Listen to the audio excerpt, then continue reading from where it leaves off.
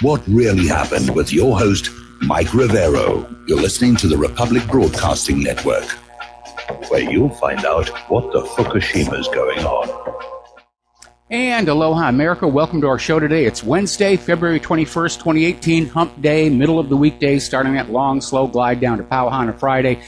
We have got oodles of stuff to talk about today. The phone lines are open, 800-313-9443. Mike is in our control room, ready to answer the phone when you call on in here. Boy, it's been a rough morning for computers. The RBN website was down for most of the morning. It's back up now. It came back up just before our show started. We were having issues with Roadrunner or Spectrum out here, whatever they call it these days. And it does seem like the whole system is hovering on the edge of collapse. And if it collapses, of course, they'll blame North Korea for it. That's the latest propaganda out there. North Korea, they're cyber warriors, and they're coming to get us. Oh, well, if we're wide open to North Korea, why did we waste all that money on the National Security Agency? Anyway, getting into the news here, obviously, I mean, it's nonstop saturation. For the children, we have to ban guns. For the children are demanding gun control. It's the children, and they're just laying it on with a trowel. You know, they basically brought out the Beck's howitzer, and they're unloading on all of us. And Tucker Carlson pointed out something rather interesting we need to think about. The liberals are out there denouncing Trump as being authoritarian, but it's the liberals who are out there seeking personal disarmament. It's the liberals who are saying, we demand that you give up your guns. No, it's not going to happen.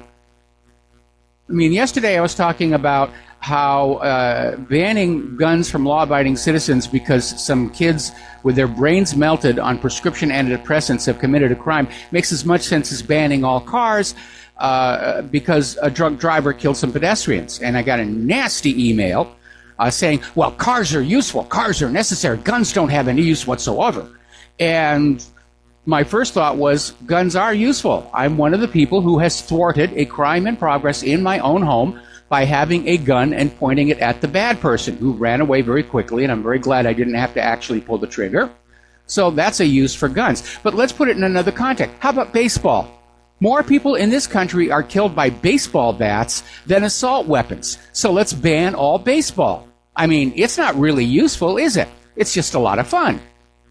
Well, the same thing is true for guns, for those of us who like to target shoot.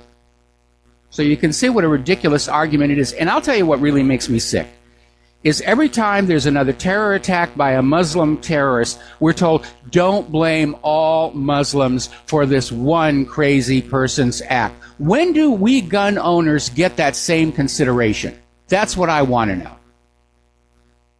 And the liberals are out there saying, well, you conservatives, you're gun nuts, you're violent. No, we're not. We've got 200 million guns and over 1 trillion rounds of ammunition. If we were violent, you would have known it by now. Interesting article over at Natural News, proof the gun control proponents don't actually want school shootings to stop. And no, they won't.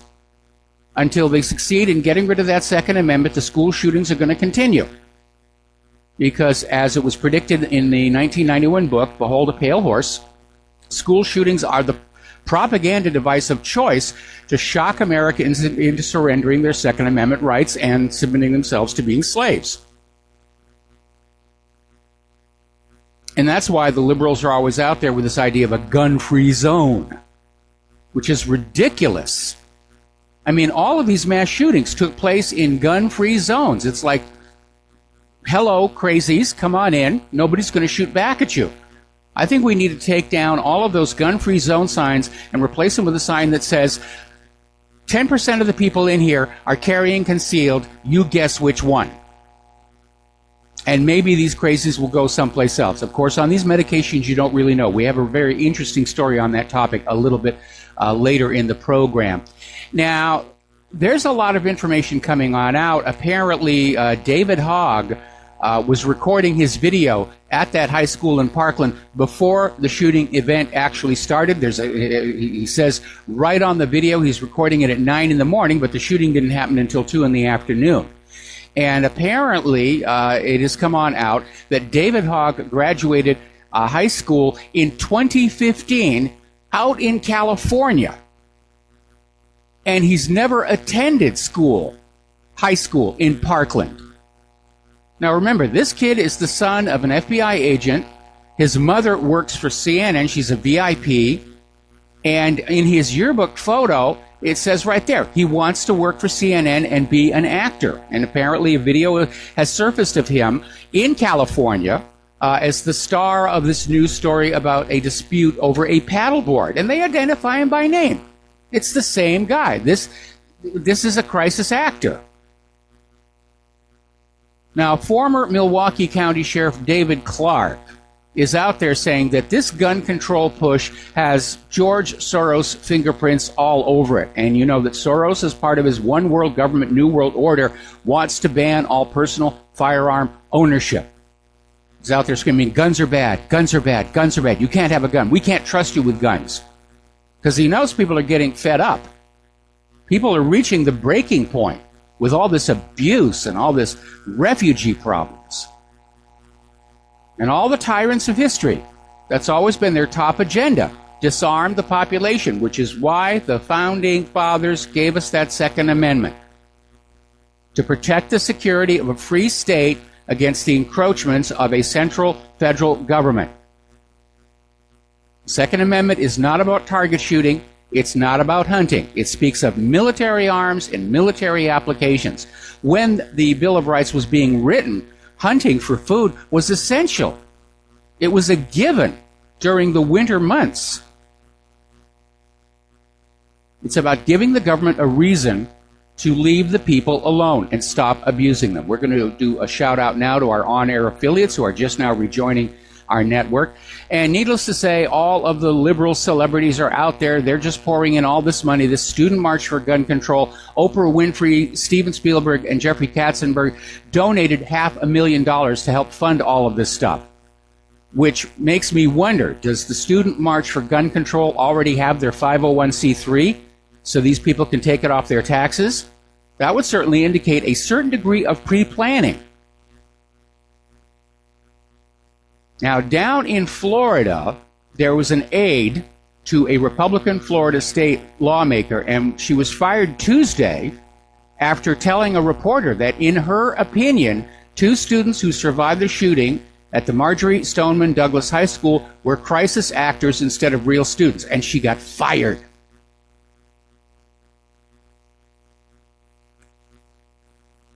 This one is collapsing faster than the Mandalay Bay, and they're in an absolute panic. All right, let's take a phone call from Tom in Indiana. Aloha, Tom. Welcome to the show. What's on your mind?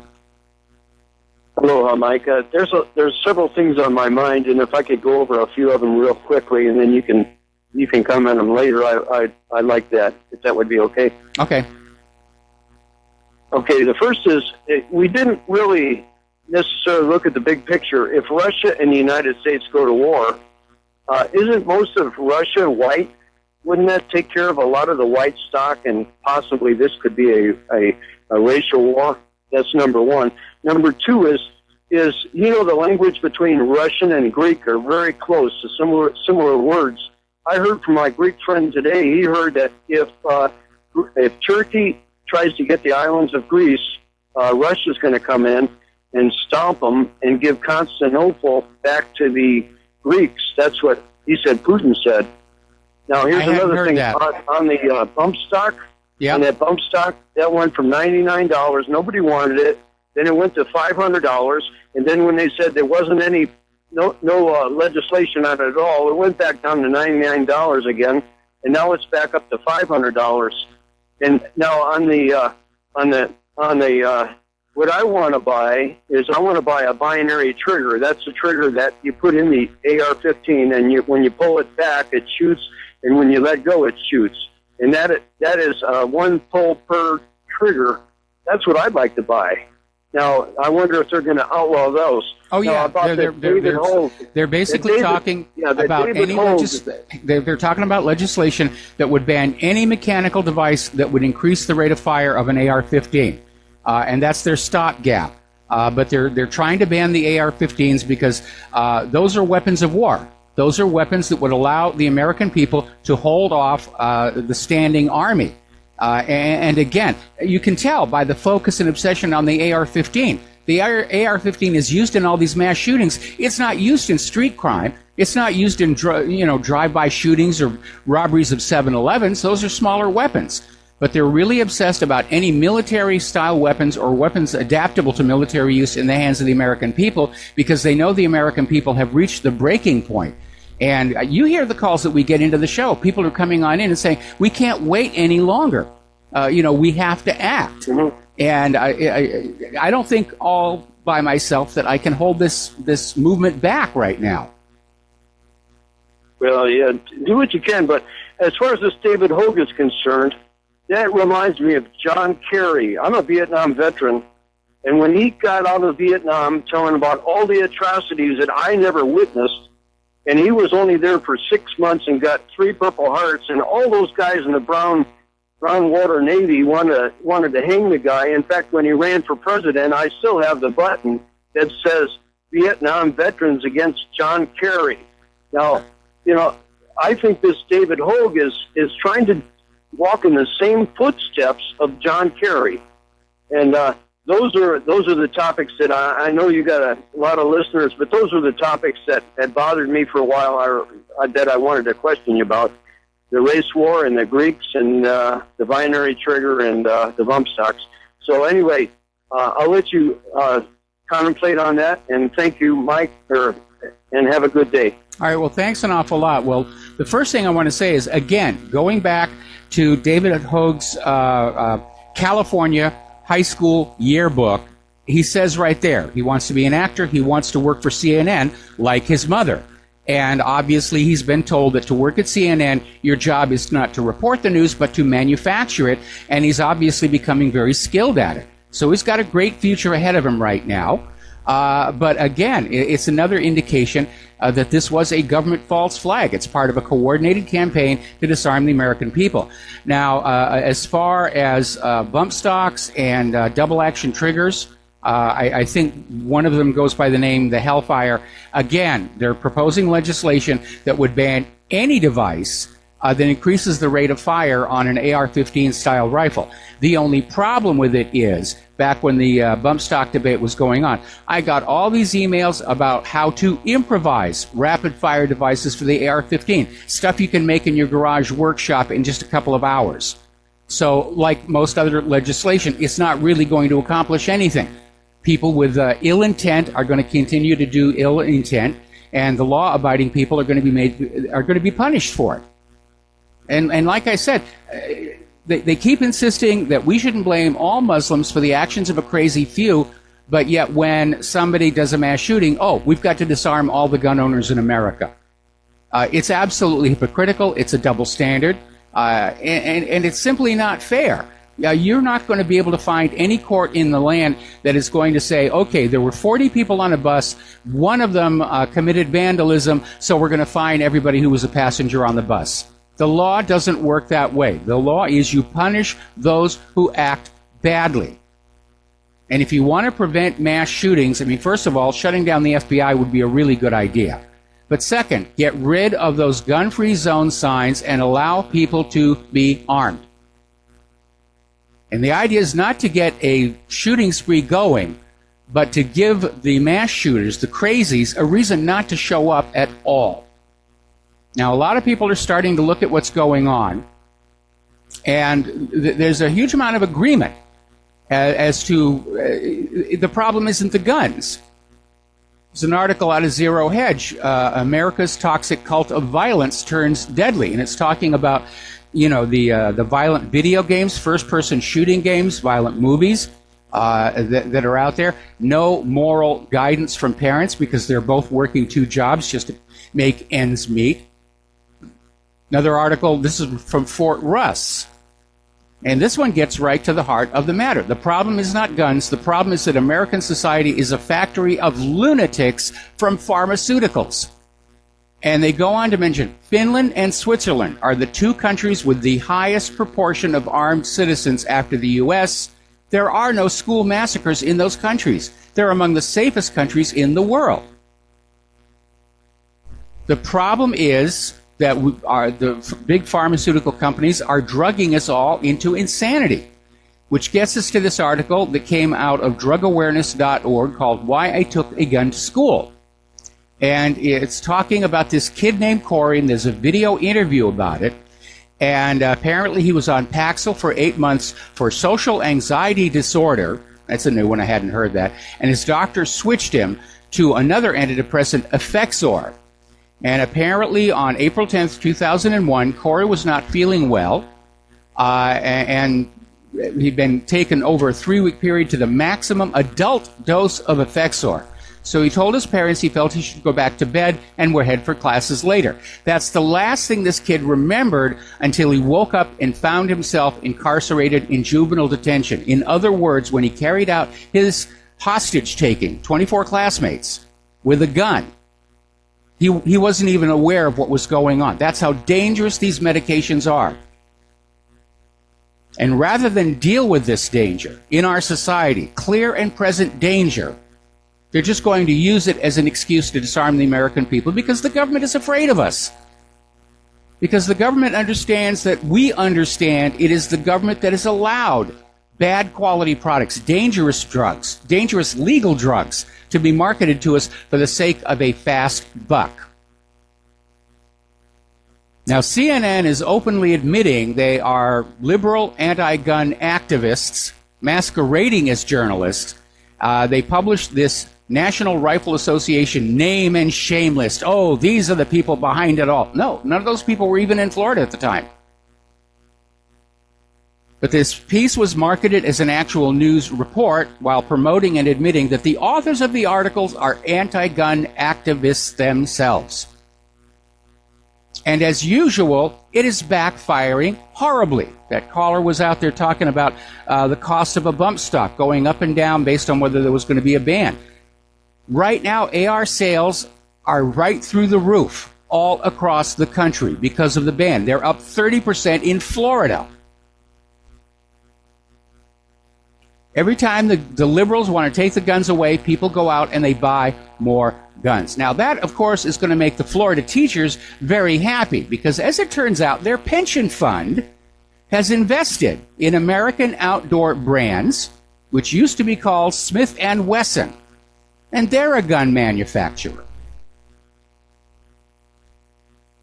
It's amazing. I found this little flashback article from 2011, and we're probably going to see exactly the same thing again. Basically, back in 2011, when California started launching all these pointless gun control laws about short magazines and all the rest of it, the California State Senate voted 28-8 to exempt itself from California's gun control laws. So basically, the gun ban was only on the citizenry. And the rulers, they get to keep their guns along with their bodyguards. So that's where we are on that. And like I said, more people are killed with baseball bats than assault weapons. I mean, you really ought to look at the numbers. You are 10 times more likely to die from a medical mistake than from an assault rifle. Let's ban doctors. More people are killed with kitchen knives than with assault rifles. Let's ban kitchenware. It really is silly. And it's absurd. But we see what's going on behind that, because every dictatorship in history seeks to disarm the people. The Founding Fathers gave us that Second Amendment. It was probably their greatest gift after the First Amendment, to hold abusive government in check.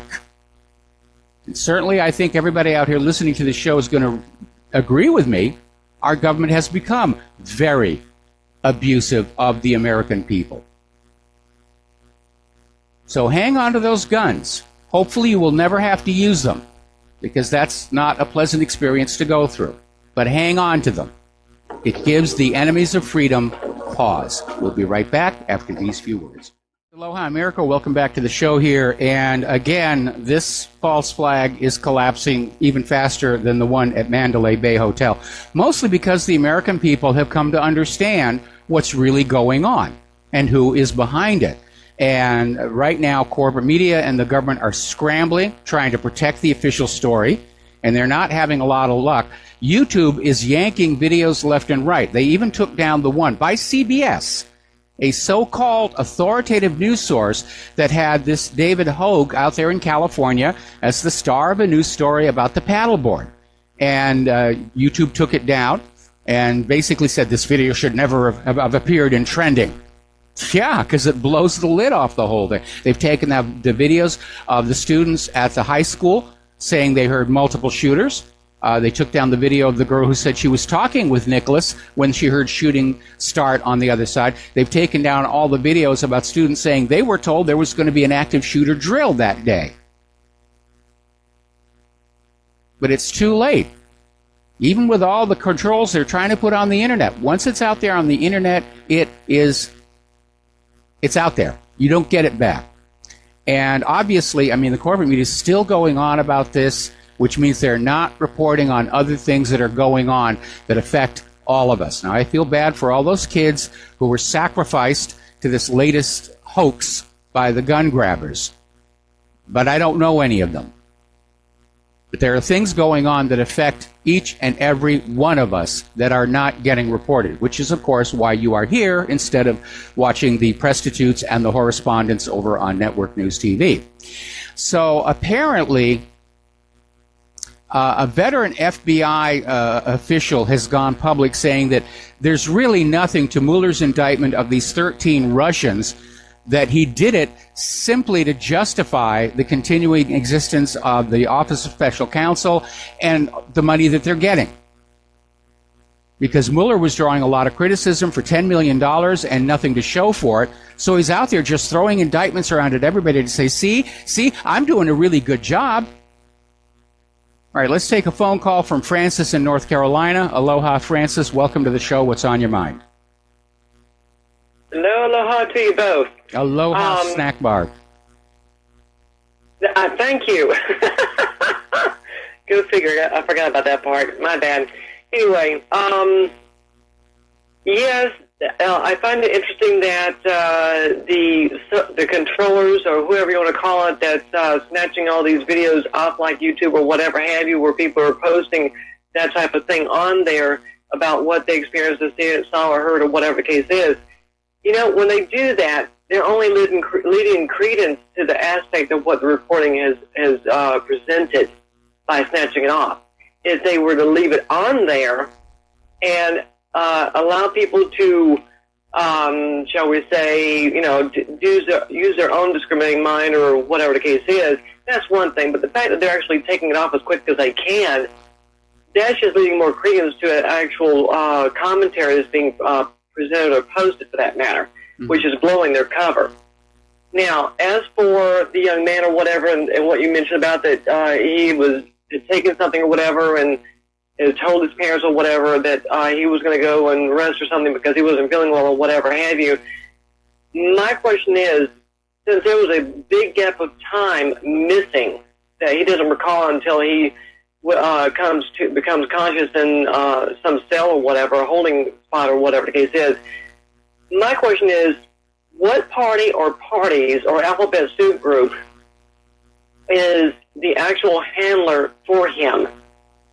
Because there has to be someone or some group that was actually guiding him somehow, some way, that he's not going to recall on what to do, when to do it, and so forth, since he claimed that he was not conscious of what was going on until he came to in a holding cell or whatever the case was.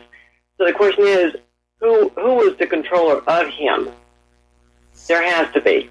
I mean, whether there may well be, but there's another explanation.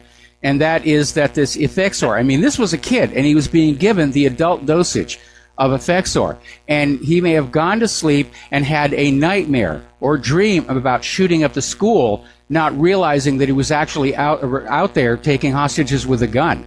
That would be my first question is, did you dream that you were doing this? I mean, these drugs really screw up your brain. That's well established at the time. I don't doubt that a bit. I don't doubt that a bit. But now the question leads into another aspect is, who provided a so-called AR-15 to the kid to start with? I don't think the parents did. You're talking about the one in Florida? No, he did own an AR-15. His parents kept it locked up, but unfortunately, apparently, he had a spare key to the gun cabinet. I have another question I think needs to be asked. Didn't the Uber driver see that this guy was carrying these weapons? Because he took an Uber cab over to the school. That seems rather weird that the Uber driver didn't think to pick up 911 and say something's going down here. Well, unless the Uber driver was a part of the whole thing. That's always possible, too. I mean, if someone like... I'll hang. All right, yeah. Hang on. We'll be right back after these words. And aloha, America. Welcome back to the show. We're still talking with Francis in North Carolina, and you had one more point you wanted to make.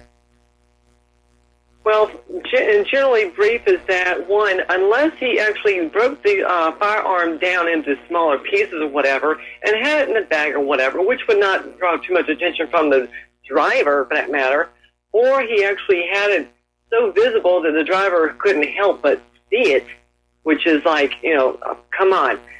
The driver is just as much an accomplice as anything. I mean, the fact that nothing was reported, nothing looked awkward or whatever have you, and so forth, the driver is just as much at fault for actually taking the kid over there. Well, my understanding of the AR-15 is that it's not really built to be broken down all that much. And it's possible that Nicholas had it in a gun case, but still the Uber driver should have realized dropping a kid off at a high school carrying a rifle case, there's something wrong here. And everybody who knew this Nicholas, we were saying the same thing, that he was so messed up on his mental medications, he wasn't himself, and everybody knew he was going to get violent. I'm sure the Uber driver probably was picking up on that vibe as well. Well, the question then is, once upon getting to the school itself, surely there is like a school security effect or whatever, that they walk about the halls or whatever the case is to make sure the kids are in their class or whatever the case might be, or not wandering about in the hallways for that matter. Surely surely schools have cameras on the outside, let alone the inside of the school this day and time.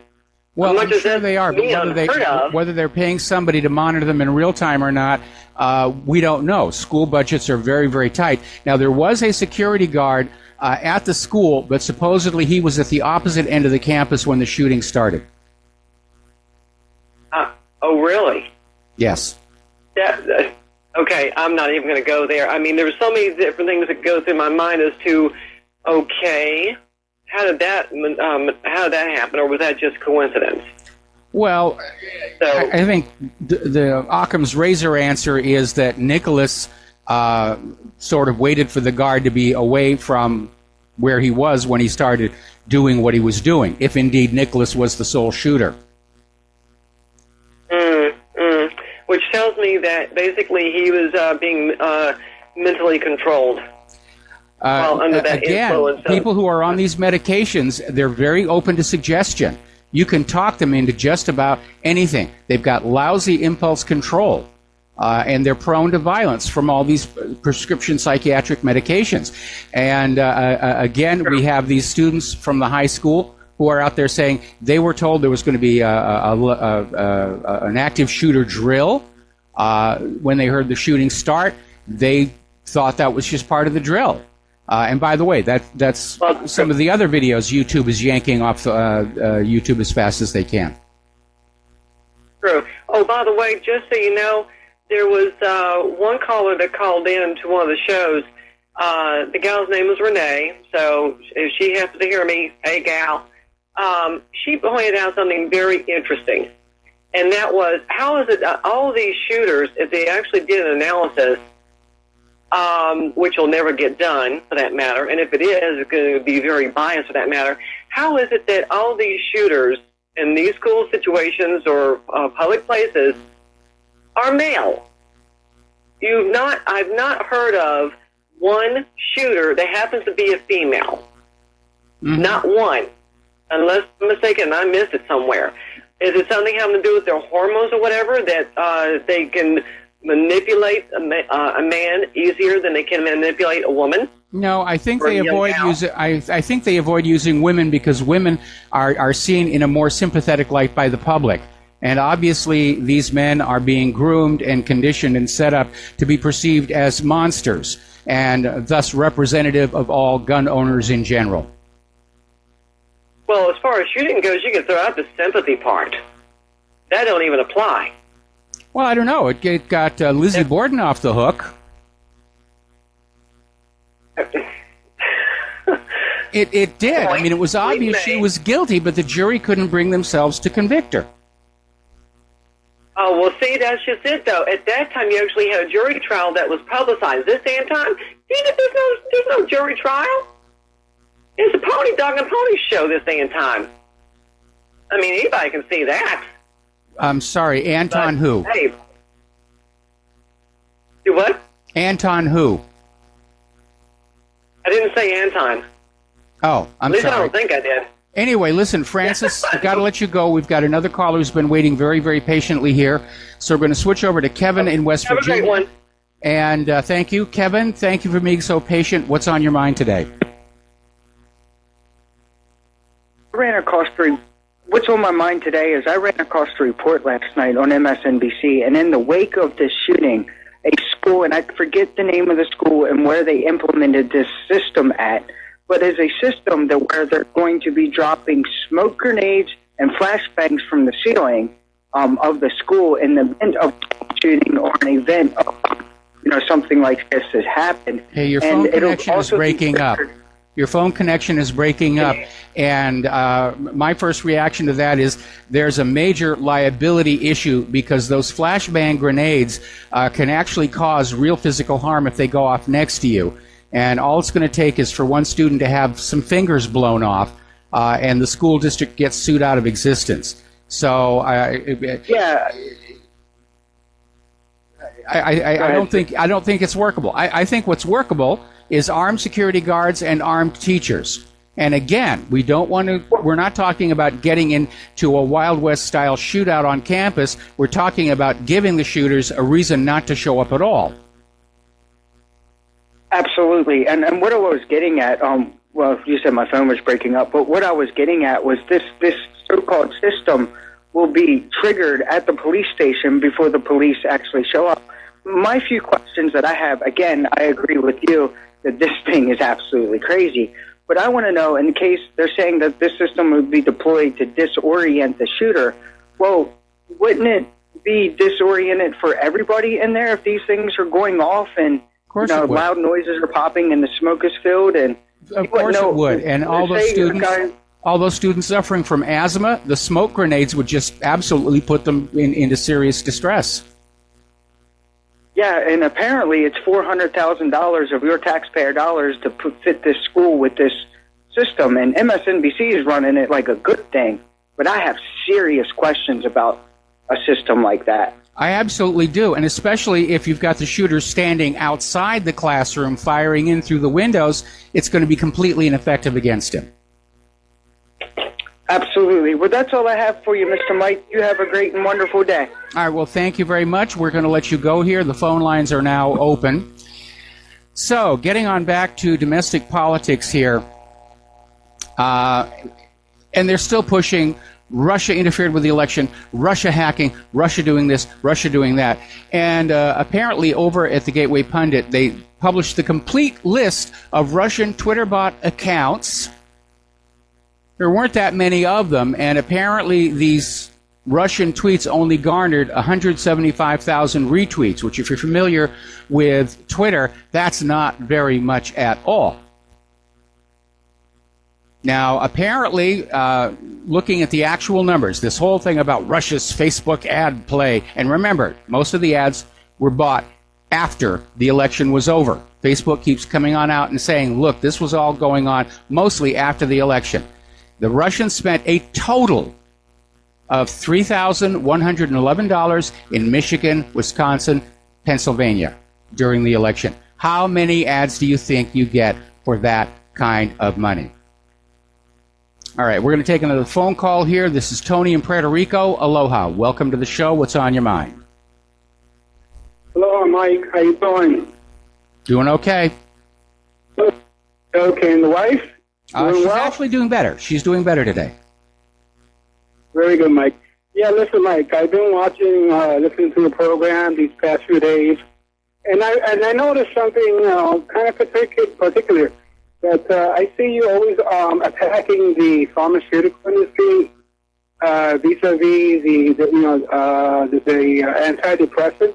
Yes. But I never hear you attacking the cigarette industry, the alcohol industry, which are, for me, worse than the antidepressants. You make the pharmaceuticals like they want to make people kill other individuals. And I don't see it that way. It's been documented. There have even been court cases where people who have committed violent crimes have been declared innocent because the court found that the pharmaceuticals made them do it. Now, cigarettes are bad for you, alcohol is bad for you, but they generally don't cause people to go on out and shoot up an entire shopping mall. Are you sure about that? Person under the influence of alcohol, I've seen a lot of individuals under the influence of alcohol committing lots of crime. Okay, Mike? And for me, they're more dangerous than somebody on antidepressants. Believe me. Well, I believe that that's your opinion, but we're going to have to disagree with this on this issue. Well, I think you should attack more of those other industries also. No, right now, in the face of this gun grabber campaign to demonize guns, we have to point on out, and a lot of people are now getting onto this issue. The problem isn't the guns. The problem is this class of medications with a known, documented history of leading people to commit violent acts, self-harm, suicide, mass shootings. Go on over to ssristories.org and take a look at some of those case studies. This is nasty, nasty stuff. Okay? And I agree with you that tobacco and alcohol are bad, but they're not anywhere near the cause of mass shootings and suicides.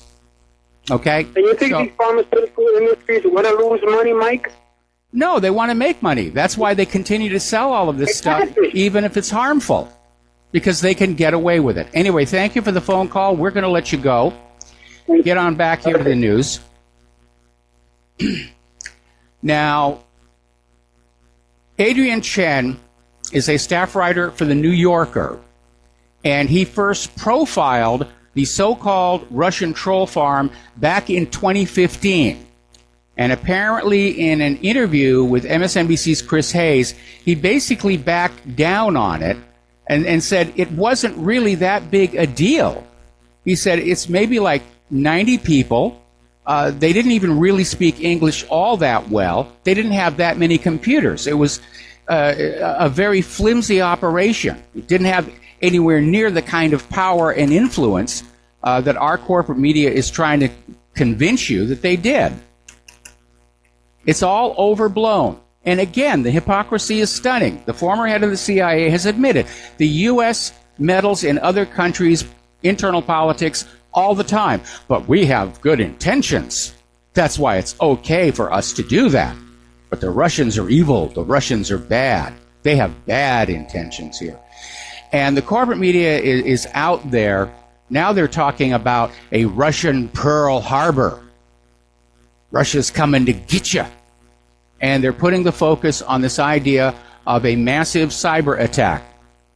They're making the same claim about North Korea at the same time. Now, a while back, I wrote an article called The Virtual 9/11, in which I said that we might see a false flag terror attack that was carried out on the internet and blamed on the intended target. And, of course, it would allow the government to put out their official story over corporate media while the independent media was paralyzed by this false flag cyber attack. So it looks like they're floating that idea and trying to see what kind of a response they're getting to it here. Now, Chairman Nunes is going after Comey, Clapper, and Brennan in Phase 2 of the Trump dossier probe. And so far, he's fired off an inquiry to a lot of these people, and is saying that if he does not get a timely response on a voluntary basis, that he will, in fact, start issuing subpoenas. All right, we're going to take another phone call here. Joe in Oklahoma, aloha. Welcome to the show. What's on your mind? Michael, I must take exception with you in regard to the last caller. The last caller is quite correct in his assessment of alcohol being a major, major health problem in the United States. I didn't disagree with that. I didn't disagree with that. Well, well, please let me finish. But I'm acquainted with he's retired, but a very high-ranking, in fact, he was a second-ranking person in his branch in the United States Air Force. I don't want to divulge who he was, but back in the early 90s, he told me that over 40% of all hospital stays in the United States are alcohol-related. Those are United States Air Force statistics. Over 40% have some connection to alcohol use or abuse. I'm not disputing that. I agreed with the caller that tobacco and alcohol are bad. But the caller was trying to say that I should lay off the pharmaceutical companies and the prescription antidepressants because people who are smoking cigarettes and drinking beer go out and do more mass shootings, which is absolutely absurd. Don't lay off the pharmaceutical companies. In fact, you need to get mad dog mean about that. Because I'm working on that right now. Satan. Well, I support you in every way. I beg your pardon if I misunderstood you, but alcohol is a very big problem. Yes, it is. I understand that it is. Where would our legislators be if they couldn't have their drinks? Yeah. Or those alcohol taxes. Or the alcohol taxes. It's all about money, isn't it? Yes, it is. All right. Well, listen, Joe, sir. Thanks an awful lot. We're going to let you go. Getting on back to the news here. Now, John Brennan. Everyone that's involved in this deep state panic, they're already starting to look for somebody they can throw under the bus to save themselves, and it's starting to look like John Brennan is going to be it. It's documented. He perjured himself. He's in serious legal trouble. He's got a lot of enemies, and they may just throw him in the meat grinder and grind him up and say, okay, it's all over. Scandal's over. We got somebody. And the rest of us, we're just going to wander off here and continue to live our lives the way we already have. So looks like Brennan may be the sacrificial lamb. And not that I feel sorry for him, but I want to see all the guilty people punished. Now, we'll be back after these words from our sponsors. And aloha, America. Welcome back to the show here. And somebody just wrote on in asking once again, what is the website with all the case studies about SSRI-linked suicides and violence? And it is ssristories.org. So you can get that information there. And I have some additional information on my website. Look in the right margin on the main page for that big capsule tablet, and you'll get the information. Let's go back to the phones here. Al in Canada, aloha. Welcome to the show. What's on your mind? Hi, Mike. I got to laugh because when that guy said, give me a chance to talk, you should have seen your face. It was priceless. Anyway, alcohol is not good, but anyway, these pharmaceuticals are awful. There's one up in Canada they're marketing called Champix. Mm-hmm. It's one of these smoking cessation drugs. They market it down here as well. Yeah. My sister was on it a couple of years back, and after 3 weeks, she wanted to kill herself. Yes. Now, she never followed through with it. It just scared the hell out of her. She actually went to the emergency room, and of course, they took her off it right away. But I'm looking at it right now, and what the actual real name is. It's called Varin. I don't even know how to pronounce this stupid thing. But anyway. It's another one of these pharmaceutical drugs that they try to push on people. And I, a couple of years before that, I had quit smoking, and I used the patch. And, I didn't follow anybody's, way of doing it. I just, put this patch on. I got really hyper, so I cut it in half. Mm-hmm. And you're not supposed to do that. I kept cutting them smaller and smaller until I quit, and it worked great. No pharmaceuticals, just nicotine and, once again, the pharmaceuticals aren't bad. They're licensed to just make money off of people for no reason other than to dope them up and empty their wallets. Well, they sell Absolutely. Chantix down here they sell Chantix down here in the United States of America, and because of laws that have been passed, they're required to actually have in the commercial contraindications, and it's right there in the commercial for Chantix that this stuff can make you suicidal or violent. And Claire and I will watch these ads, and it's saying the medicine is worse than the disease. Yes, the patches do work a lot better than Chantix, but again, it's all about making money, and they're just being very reckless because they're indemnified, at least as far as the vaccines are concerned. I think with some of these things, like quitting smoking is one thing. I mean, you got to want to do it in order to do it, but I mean, you got to have like something in your head that triggers these sort of things when you're on these mind-altering drugs. And you mentioned the Hollywood movies and the video games and all that, and it's true. I mean, we live in a very, very, very violent society. It's actually scarier now than it was when I was a child. And there's I can hear some music, Mike. Okay, I'm going to hold you over. I'm going to hold you over. Don't hang up. I'll come right back to you after station identification. Aloha, America. Welcome back to our show, hour number 2, and we're talking with Al in Canada. And again, the way you quit smoking is definitely much safer. And I don't know what the laws are in Canada about truth in advertising, whether you get the rapidly talking voice at the end of the commercial saying adverse effects can include dying. But we do down here in the U.S. And it's amazing to me that people can listen to those and still go to their doctor and say, ooh, I want to try this. I want to try this. But I think Canada and the United States are two out of just a handful of countries around the world that allow advertising for prescription medications in mass media, as opposed to allowing the doctors to basically do what they think is best. True enough. Mike, I got to be honest with you. I haven't had programming in over 15 years. I don't know what's happening right now, but I do remember before that, yeah, we did have that very fast talking. Just quickly, on the CBC, the state-sponsored propaganda website that, of course, $30 for every man, woman, and child gets contributed to, they are running a story on the Florida shooter, and, of course, if you read the comments, all the left-wingers are out there saying we have to take away those guns. We have to take away those guns. Because, I mean, after all, if it weren't for the fact that, I don't have any knives in this house to cut any meat, I wouldn't be able to eat. I mean, this makes no sense at all to a person like me. No, it isn't. The liberal Democrats want to disarm everybody because of all these mass shootings, which is kind of weird when you consider that the overwhelming majority of these mass shooters are themselves Democrats. Maybe instead of banning guns, we should ban Democrats.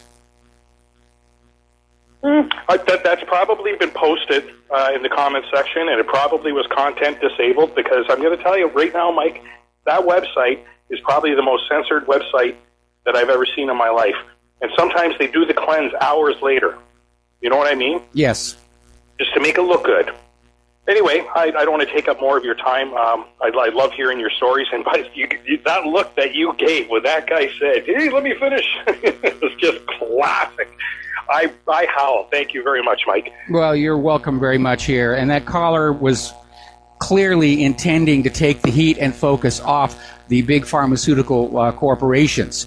And we have talked about alcohol and tobacco on the show many times, but in the context of the mass shootings, there is a link, and we do need to acknowledge it. And I'm rather encouraged to see a lot more people and a lot more articles following this Florida shooting saying there is something going on here. Somebody just sent me another article. I think we linked to this one yesterday. This was in the New American.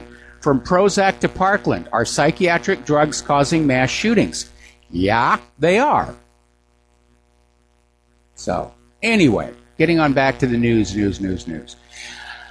As you know, there are some dramatic new developments in the Michael Flynn case that may lead to some real surprises. And Judge Emmett Sullivan, who's got a reputation as being a straight shooter, has issued an order in United States versus Flynn, which has gone pretty much unnoticed by the corporate media. But basically, it's this. He is compelling special counsel Robert Mueller's team to provide Flynn's attorneys all exculpatory evidence involved. And then further, the judge has ordered Mueller's team to provide all evidence to the judge, even if Mueller's team thought it was not relevant, and the judge will review it and see what's actually there. And so what he's done is he's removed Robert Mueller's ability to try and shape the story on the basis of the available evidence. There could be evidence there of serious wrongdoing, of actual entrapment of Michael Flynn, and Mueller just says, well, it's not relevant, and so I'm going to withhold it from Michael Flynn's attorneys. And Judge Sullivan is not going to let him get away with that.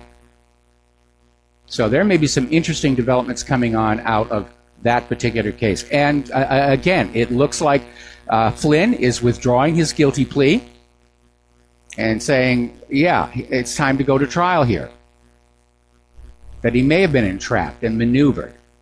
Now, Sessions is out there. He's drawing a lot of criticism from a lot of people saying, why isn't this guy doing something? He's just as bad as Loretta Lynch. There's all this crime going on around, and he's doing nothing about it. So now, Attorney General Jeff Sessions is saying the Justice Department will investigate the accuracy of the information the FBI submitted before the 2016 election about the dossier damaging to Donald Trump to obtain a warrant to surveil a campaign advisor and various other people as well. And Sessions is saying this will be investigated and looked at. And I'm sure he's going to look really, really hard. He's going to look really hard. May take a long time. Could be years. But he's going to look. He's another Loretta Lynch. Which gets me to another story. Larry Klayman has now launched a petition drive. And we put a link to it on whatreallyhappened.com.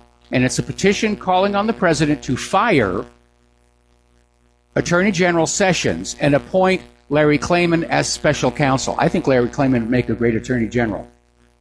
So this is really a good idea. All right, we're going to do a shout out now to our on-air affiliates who are just now rejoining our network. And now it's time to look at the war zones, emphasis on the plural, and that's something else that is being ignored by the corporate media while they cover the Florida shooting. So Syrian government forces have entered Afrin. At the moment, Turkey seems to have pulled back a little bit, but some of the Turkish forces are apparently still over the line in Syria near Afrin. But they're not shelling out this huge bombardment they did the first day. I think Putin called Erdogan and basically yanked his leash. Said, you don't want to go there. You don't want to go there. Meanwhile, over in eastern Ghouta, 250 civilians killed. Now, this is a suburb of Damascus. So there's some intense fighting going on over there as well. Now, everybody is going on back to Iran. The Iran deal is bad. The Iran deal is this. The Iran deal is that. And, we shouldn't have conceded leaving the missiles out of the Iran nuclear deal. Well, you wouldn't be able to call it a nuclear deal if the missiles were in there. But former Secretary of State John Kerry is out there saying it was not a concession, it was strategic thinking in terms of what would Iran be willing to go for, and we felt that throwing the missiles in there would be the deal breaker. Well, the current U.S. State Department is out there issuing a new ultimatum on the Iran nuclear deal to Washington's major allies in Europe, demanding, not asking, demanding that Germany, Britain, and France commit themselves to altering the agreement along the lines demanded by Donald Trump or face its unilateral abrogation by the United States. Now remember, all these other countries that signed the P5+1 deal, they're perfectly happy with it. It's working. Iran is not building nuclear weapons. They're not highly enriching uranium. They're sending the uranium for their power stations, I think up to Russia to get it refined. They're playing by the rules. But now Donald Trump is out there saying, no, we got to get the missiles because Iran is dangerous. Iran is deadly. Really? I'm sorry. Who is it who's been all over the Middle East bombing the heck out of everybody? If it isn't the U.S., it's Israel. Iran is peaceful. They just want to be left alone. And like every other country on earth, the only reason they wanted long-range missiles and nuclear weapons is to deter invasion. And they're seeing this repeat pattern coming out of the United States of getting a country to surrender its weapons of deterrence and then invading. And they don't want to do that. Now, the big problem right now that Trump and Netanyahu have is how to greatly expand the war in Syria all over the Middle East without having a justifiable reason to do so. Nobody's believing the nonsense about nuclear weapons anymore. Nobody believes about Assad and his sarin gas anymore. People in Israel and people in the United States of America are sick and tired of war. They're sick and tired of their young ones coming home killed and crippled. They're sick and tired of the wartime economy. We're well aware none of these nations being attacked represent a threat to the United States other than in the economic sense.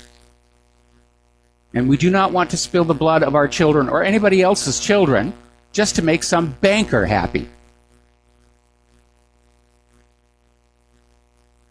Now, as you know, North Korea and South Korea have been talking very nice. They got along together at the Olympics. But despite that, the U.S. is apparently pushing to have more joint drills with the South Korean military as soon as the Olympics are over. They want to go back to rattling the sabers and provoking Kim Jong-un. And it's possibly for that very reason. North Korea had actually agreed to a meeting with Vice President Michael Pence, who went to the Olympics originally saying, I don't want to talk to them. But apparently there was a charm offensive and there was a meeting, but all of a sudden North Korea has bailed on that. They may just simply realize it's pointless to talk to the United States of America. You can't trust anything this government says. Meanwhile, the United States, Japan, India, and Australia are joining forces against China's One Road, One Belt project. Now, considering that the New Silk Road doesn't go through the U.S., doesn't go through Japan, doesn't go through India, doesn't go through Australia, you'd have to wonder why they're so upset. Well, the reason is very simple.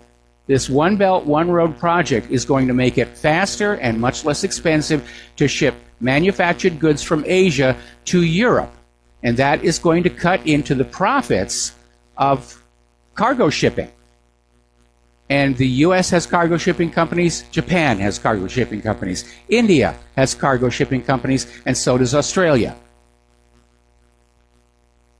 These governments do not want to see any progress.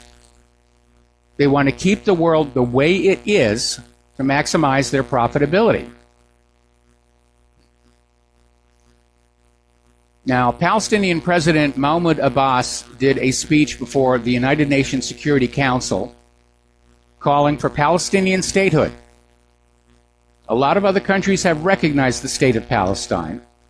And then he probably prudently walked on out before Nikki Haley could get up and issue a rebuttal to his speech. Now, getting on down to Israel itself, things are really heating up around Netanyahu, which is good because he's corrupt and he needs to come down, but it's bad because it makes him more desperate to get a major war going as a media distraction. But apparently the communications ministry senior official, who's now suspended, Shlomo Filber, has now officially signed a state witness agreement with law enforcement to testify against Netanyahu. And the deal apparently excludes any actual jail time. So he's turned state's evidence here. And this has led other observers like even Haaretz to say, we're in the final days of Benjamin Netanyahu's rule. The police commissioner is not afraid of the prime minister. And now the Ministry of Communications has crossed the line to turn against him. Over at Ynet News, they're saying, Gabi to labor, Netanyahu era has ended, prepare for snap elections.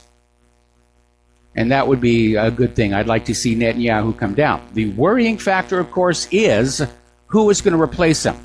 Somebody who's a moderate or somebody who's just a militant hardliner. We could wind up with somebody even worse than Netanyahu was.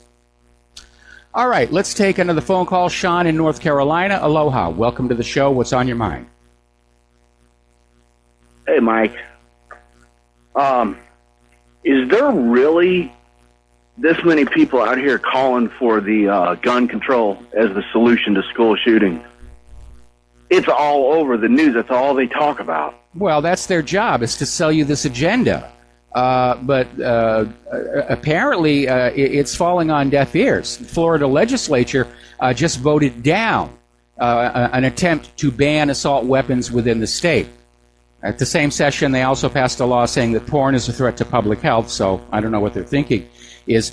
But again, I think more and more people, if they don't understand that these are staged incidents to serve the gun grabber agenda, I think more and more people are now aware. There's something else going on. It's not a gun issue, it's a mental health issue, and these prescription psychiatric drugs are very, very dangerous. Yeah, that's all you see. You see all these protests of these people marching with signs, get rid of the guns, ban the guns, and I find it hard to believe that there's that many people out there that are that stupid to think that removing guns is going to make us any safer. It does the exact opposite.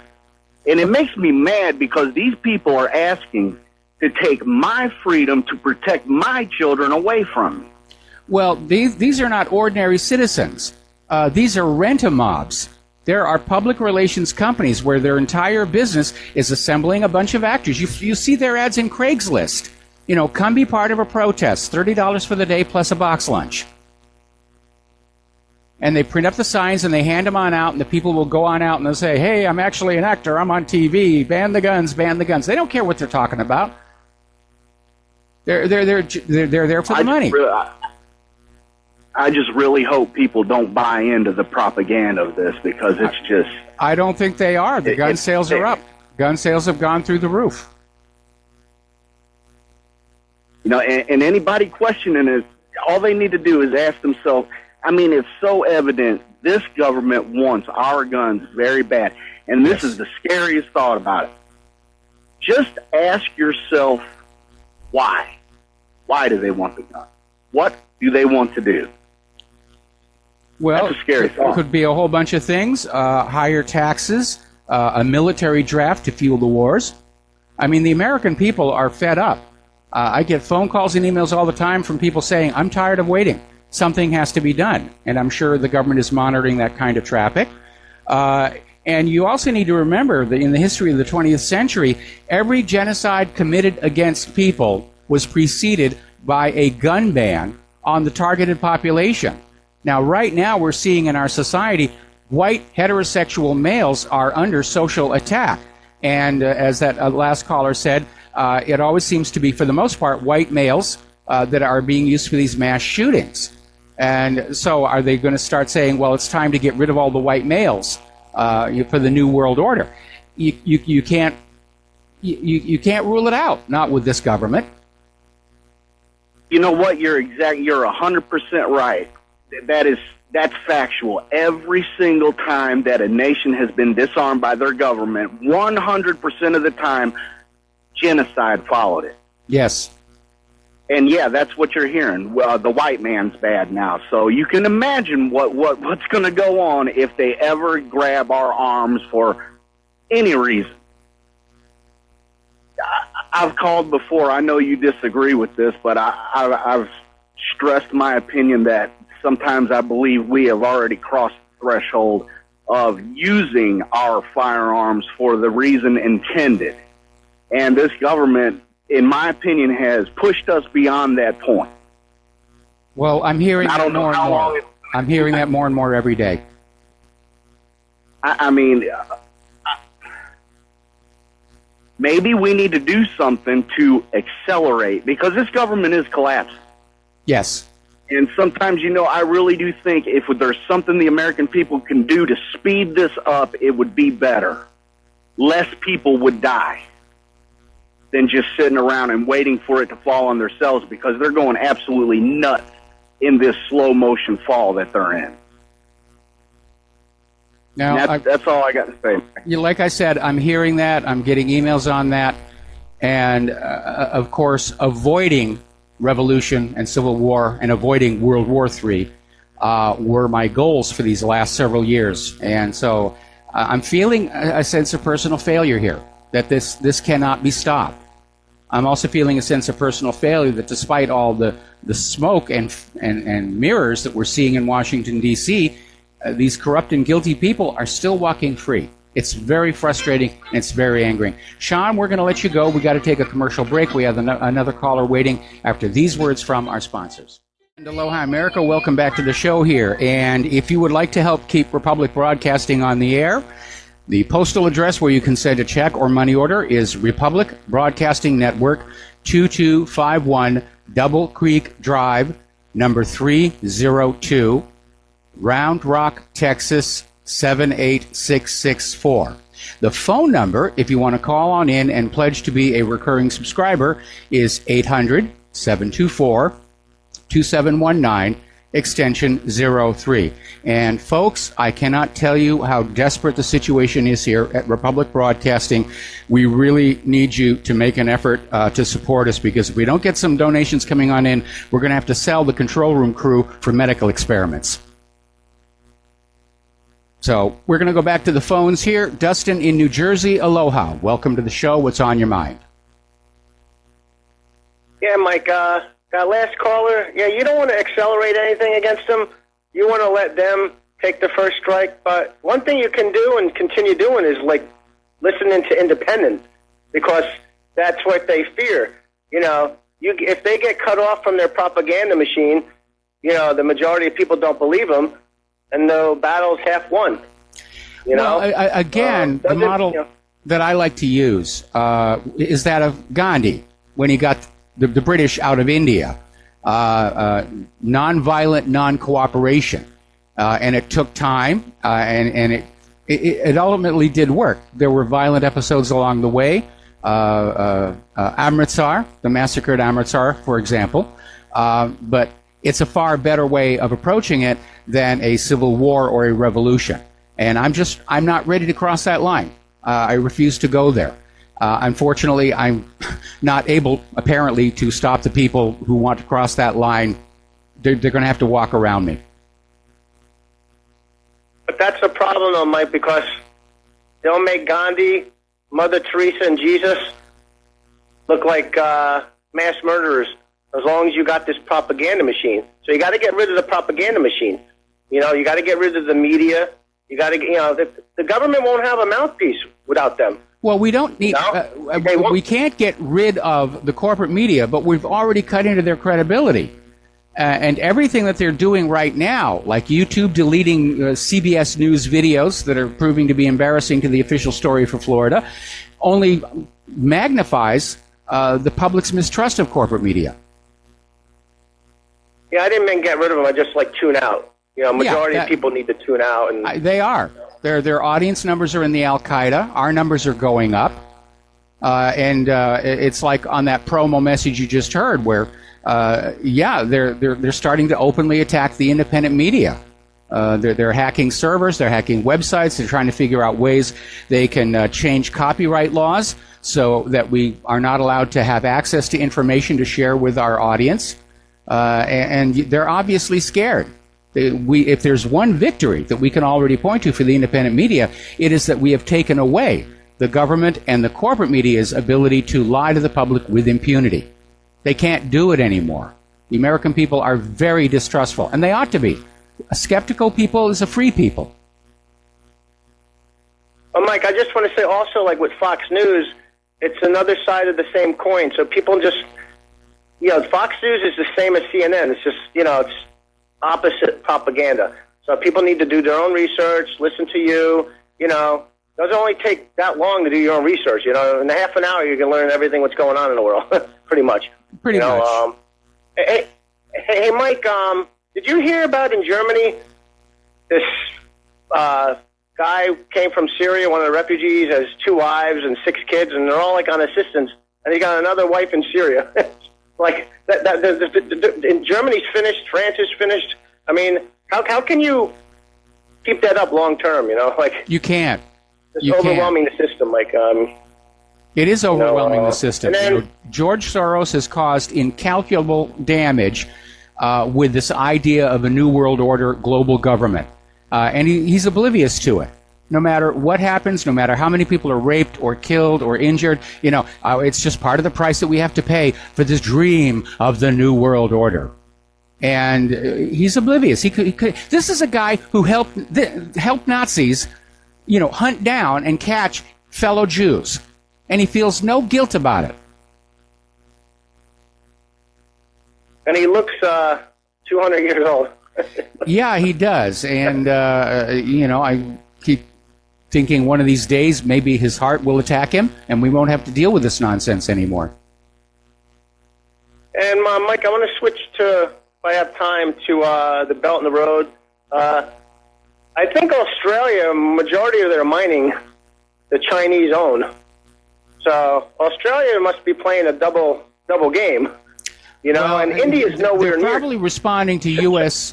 Pressure, arm twisting, because I think these countries would rather not get involved in a potential war with China. But the U.S. is going around basically trying to build a new coalition to go against China. Anyway, listen, we got to take another break for commercials. Stay on the line. I'm going to come right back to you after we're done with these words from our sponsors. Aloha America, welcome back to the show here, and we're still talking with Dustin in New Jersey.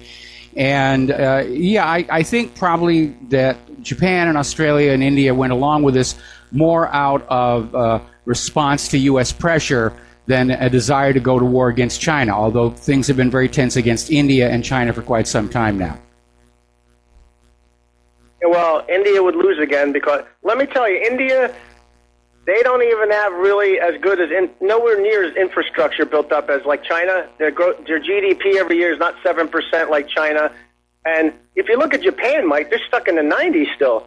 I mean, they've been printing money since the 90s. Yeah, they're never getting out of it. They're going deeper. I mean, is that the 3 competitors of, plus the U.S. against the Belt and the Road?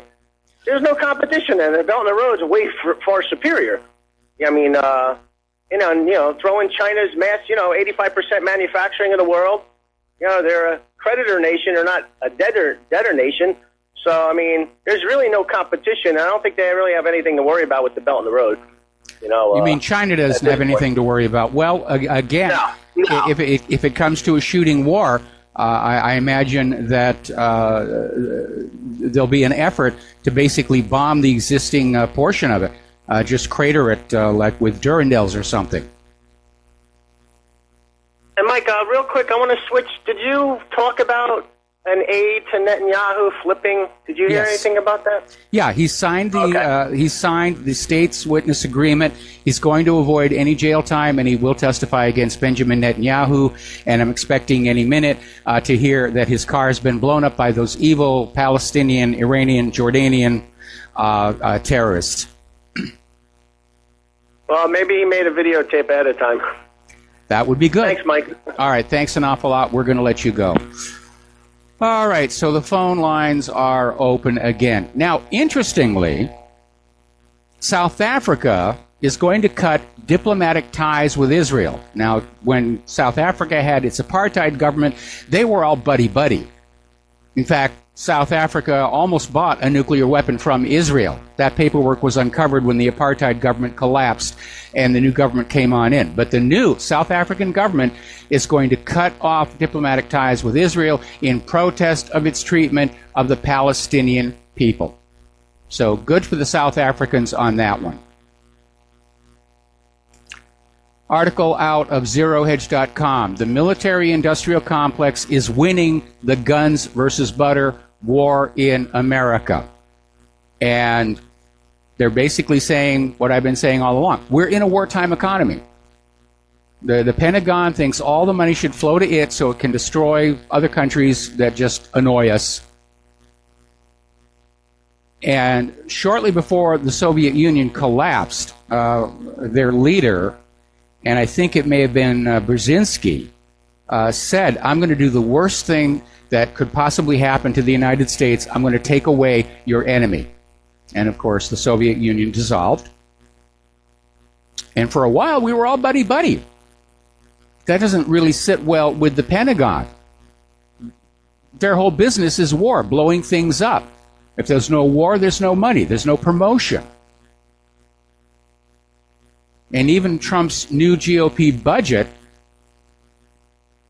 the military got a bigger chunk of the increase than non-military spending. Now, Michael Pinto is out there predicting that rising rates by the Fed forecast insolvency and chaos on the horizon.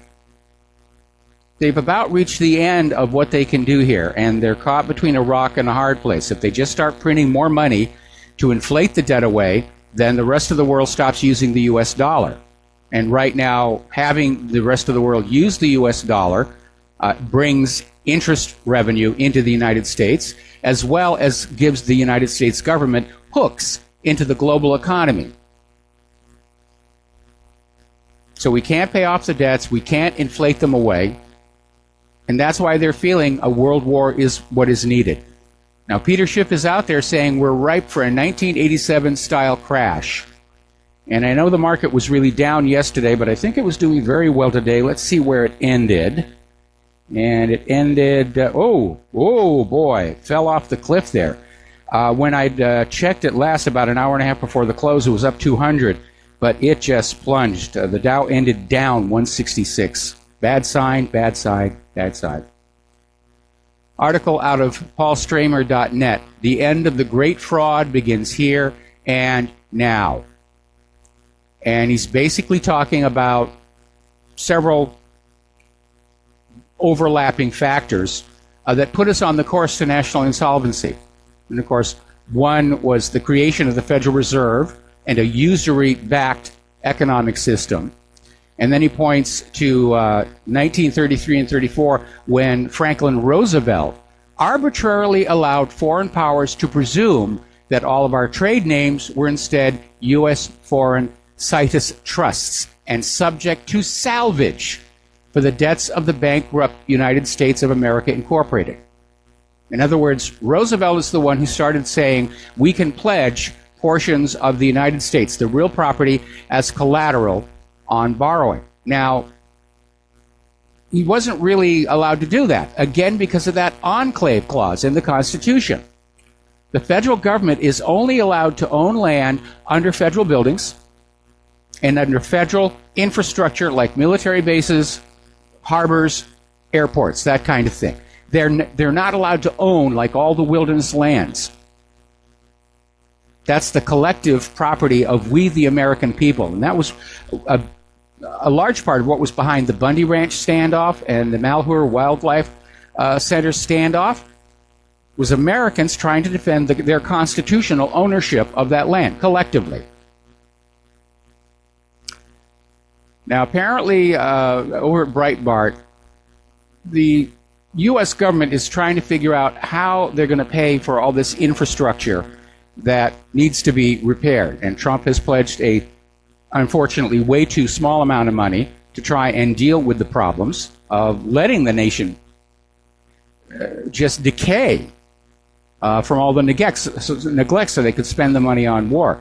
And they're talking about a 25-cent per gallon gas tax. That's not going to cover it. So now, all of a sudden, the U.S. government is starting to say, well, you know something? We're going to start selling off government assets. Now, it's been done before. Reagan did it back in 1986 to pay for his tax cuts. But we could save a bunch of money. We could make a bunch of money selling off all those hundreds of U.S. military bases around the world. If we were to close down the Pentagon and just sell all the weapons to other countries, we could probably pay off all the bills. Because that's the reason we're broke. For all these years, the U.S. government has been building all this military. If the money had been spent on this country instead of on the machinery of death, America would still be the greatest nation on earth. We're making the same mistake the Soviet Union did. More spending into bankruptcy. Now, down in Venezuela, they've launched their petro cryptocurrency. It is a reality. It's been officially launched. It's in pre-sales right now, and they're hoping the new digital coin will boost the Venezuelan economy. But one of the issues that the U.S. has with it is that they see it as a threat to the U.S. financial and economic supremacy, because all of these blockchain digital currency systems are operating outside the U.S.-controlled financial transfer systems like SWIFT. And so the U.S. is starting to lose their hooks into the rest of the world's economies. And they don't like that one tiny bit at all. They want to control it all.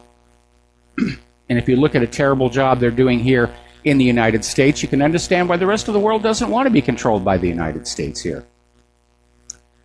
Somebody went on out at Post News and did a poll.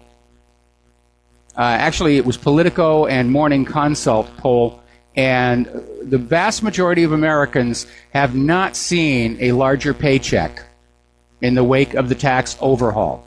It was the ultra-rich who got the advantage, who got the cuts. Ordinary Americans are still struggling along. And that means they're not going to be going to the shopping malls. They're not going to be buying products. Now, Deutsche Bank, we've been hearing about them for a very, very long time. They've had all kinds of problems.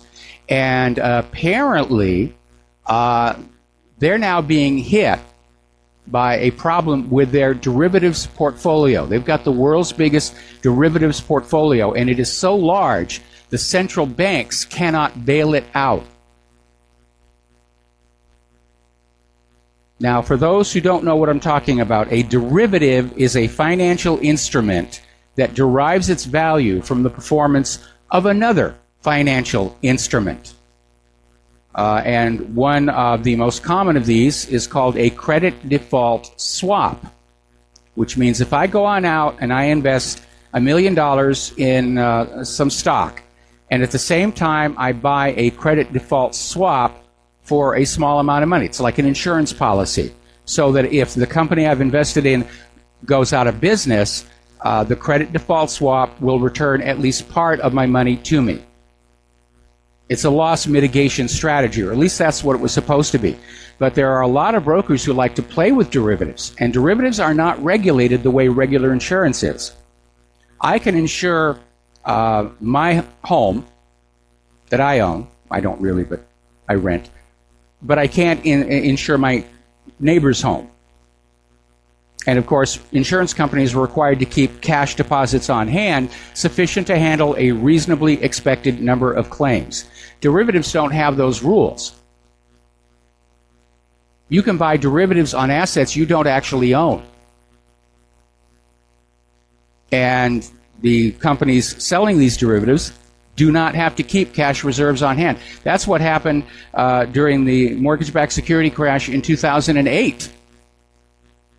Nobody expected those credit default swaps to ever be called on. Everybody was absolutely convinced the boom was going to continue and the market was going to go up and there wasn't going to be a problem.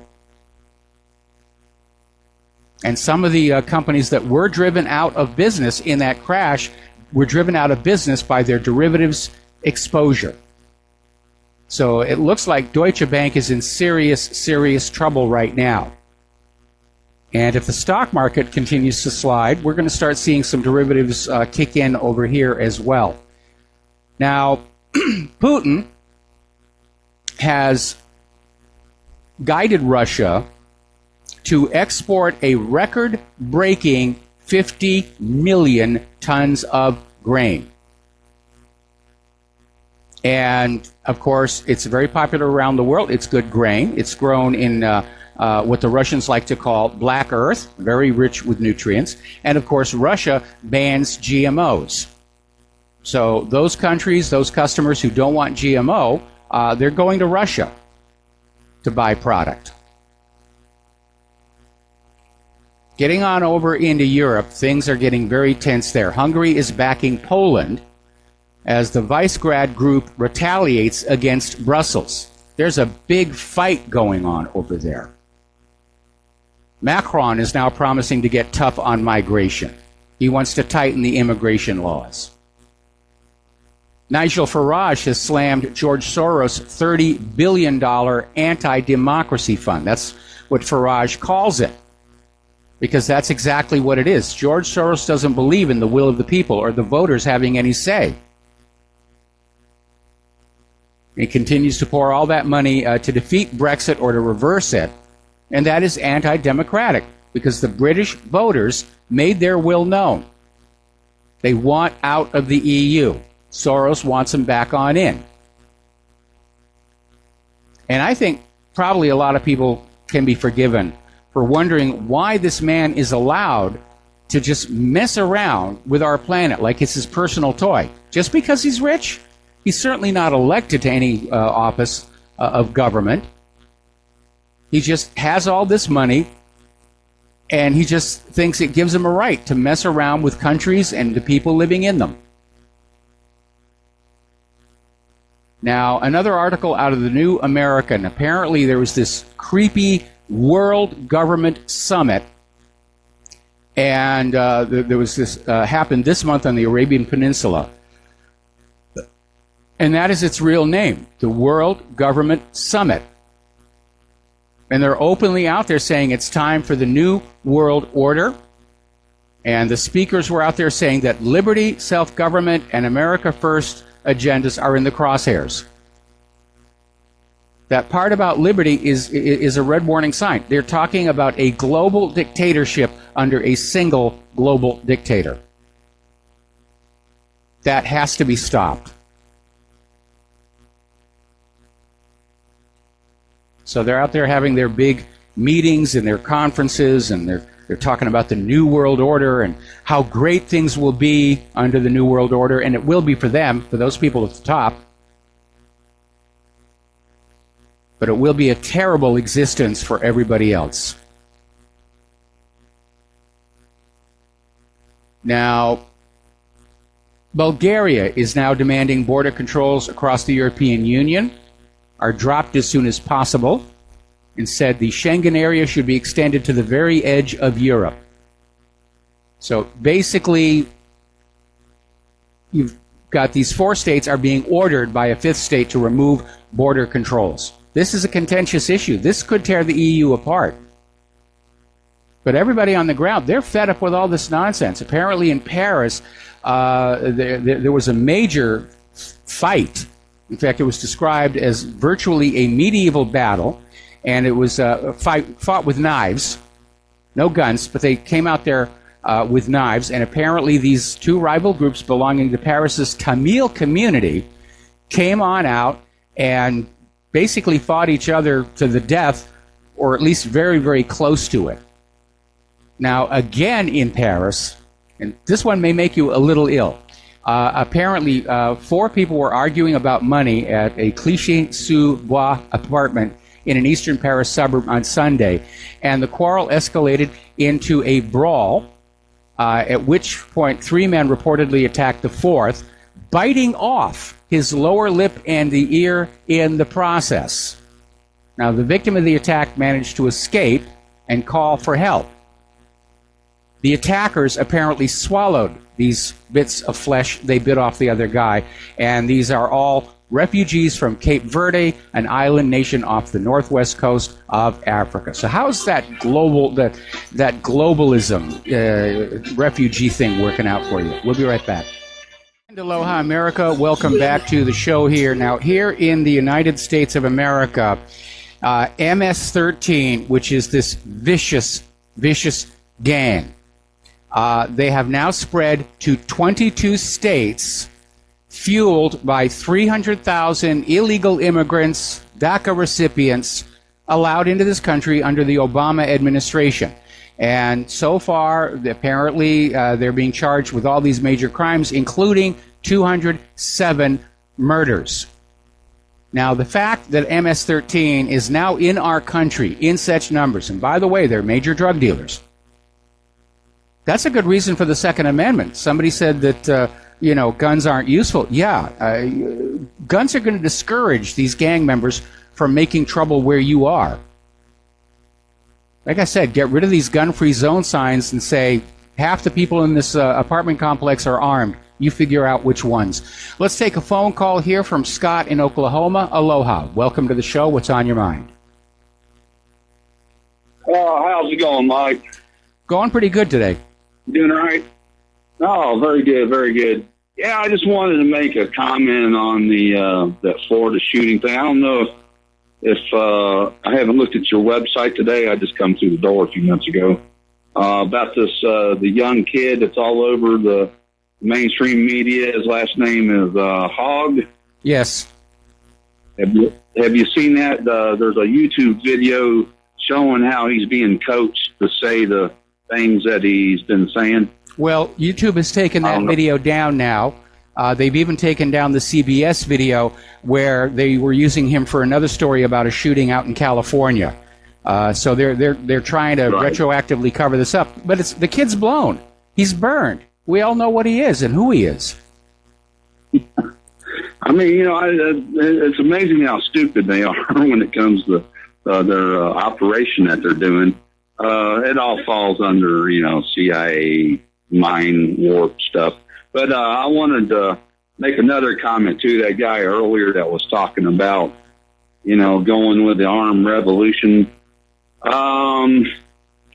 I think that's probably not the first, second, or third step. I think there's avenues that haven't been pursued yet, like possibly a nationwide class action lawsuit against the media, and perhaps getting all of us to sign up on it and sue them for like $3 trillion or something. Well, there's a problem with that. That's one idea I had. There's a problem with that. There is actually no law requiring the corporate media to tell the truth to their audience. And that was actually a bit of a shocker, but it came on out of another lawsuit called the Fox Synthetic Bovine Growth Hormone case. And what it basically was is Fox News assigned 2 reporters to do a puff piece story on Monsanto's synthetic bovine growth hormone. And these reporters went on out and saw how the hormone was being used and how it did make the cattle much larger. But then they started finding out this other negative information. Stay on the line, Scott. I'm going to bring you right back after station identification. And aloha, America. Welcome back to our show, hour number 3. And we're talking with Scott in Oklahoma. And to recap, basically, Fox News sent these 2 reporters out to do a puff piece on Monsanto's synthetic bovine growth hormone. And these 2 reporters discovered that there was a problem with it, in that human beings who were eating the meat and dairy products from these treated cows were suffering some serious medical issues. And so the Fox News reporters wrote up what they thought was a very honest, accurate story about what was going on. They went back to Fox News. Fox News ordered them to change it and take out all the negatives because Monsanto's a big advertiser with them. The reporters refused, and Fox News fired them. Now, the reporters sued Fox for wrongful termination, and they lost on appeal when the judge ruled that because there is no law that requires the corporate media to tell anybody the truth about anything, management at corporate media can order the prostitutes and the correspondents to lie to the public, and if the people refuse to lie to the public, they can be legally fired for cause. So that's the problem there. There's no lawsuit that's going to work against the corporate media because they're not in violation of any law that's on the books. What we can do, though, is continue to erode their audience away. Right. Well, there's a second avenue I was thinking of. Most states, the people have the right to assemble their own grand juries. And like on all these false flag shootings they're doing and all the evidence that's out there, if several states were to assemble an independent grand jury of, a cross-section of the community like, the feds use, and assemble a majority grand jury, let's say 50 people across the state of each state that would be willing to do this, then we bring the evidence in front of the grand jury of these basically criminal actions, because, I mean, it could lead to riots and insurrection. We saw that with Antifa and Black Lives Matter. But again, the corporate media is technically not committing a crime when they lie to the American people. That's the problem. That's where this breaks down. I'd love to see it happen, personally. You know, I'd love to see the corporate media forced to be truthful with the American people, and then I could shut all this nonsense down and spend the rest of my life being Claire's roadie. Right. Well, I have one more comment to make, and then I'll turn it back to you. Have you ever read George Washington's farewell address to the country? Oh, yes. Because the things that he says in there are very eerily similar to exactly what is going on right now, as far as our entanglements with foreign operatives and the whole one world order malarkey. And I would just like to quote Thomas Jefferson about when we don't have the ballot box or the jury box, all we're left with is the cartridge box. And I would suggest that it wouldn't really take a broad revolution, that the enemies of the people have already made themselves very evident. And it's kind of like the old saying about cutting the head off the snake, because I believe if all snakes' heads were cut off, then the next person wouldn't be quite as quick to fill his place if he knows he is in jeopardy. Well, so that's all I got to say. My maternal grandfather, the one who used to get drunk with Richard Nixon all the time, used to say something similar. And he said the way the country works best is you elect an officer, a politician. And if they don't do what they promise they're going to do, and only what they promise they're going to do, you shoot them. Then you elect another politician. And if they don't do what they promise they're going to do, and only what they promise they're going to do, you shoot them. Then you elect a third politician, and the odds are he is going to do exactly what he promised to do and only what he promised to do. And of course, my grandfather was a war hero, and as I said, he was good friends with Richard Nixon. But a lot of people understand that. Of course, translating that into reality is simply not practical.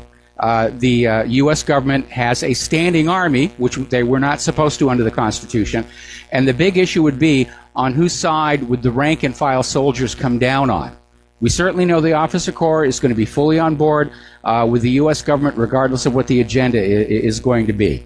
But if ordinary soldiers and airmen and sailors decided they'd had enough and they were to join with the people, that would be a different story. But again, I don't really want to see a civil war or revolution in this country. I don't want to see blood in the streets. I still think that left to its own devices, this economy and this government are tearing itself apart, and we're going to see a Soviet Union-style collapse in the very near future.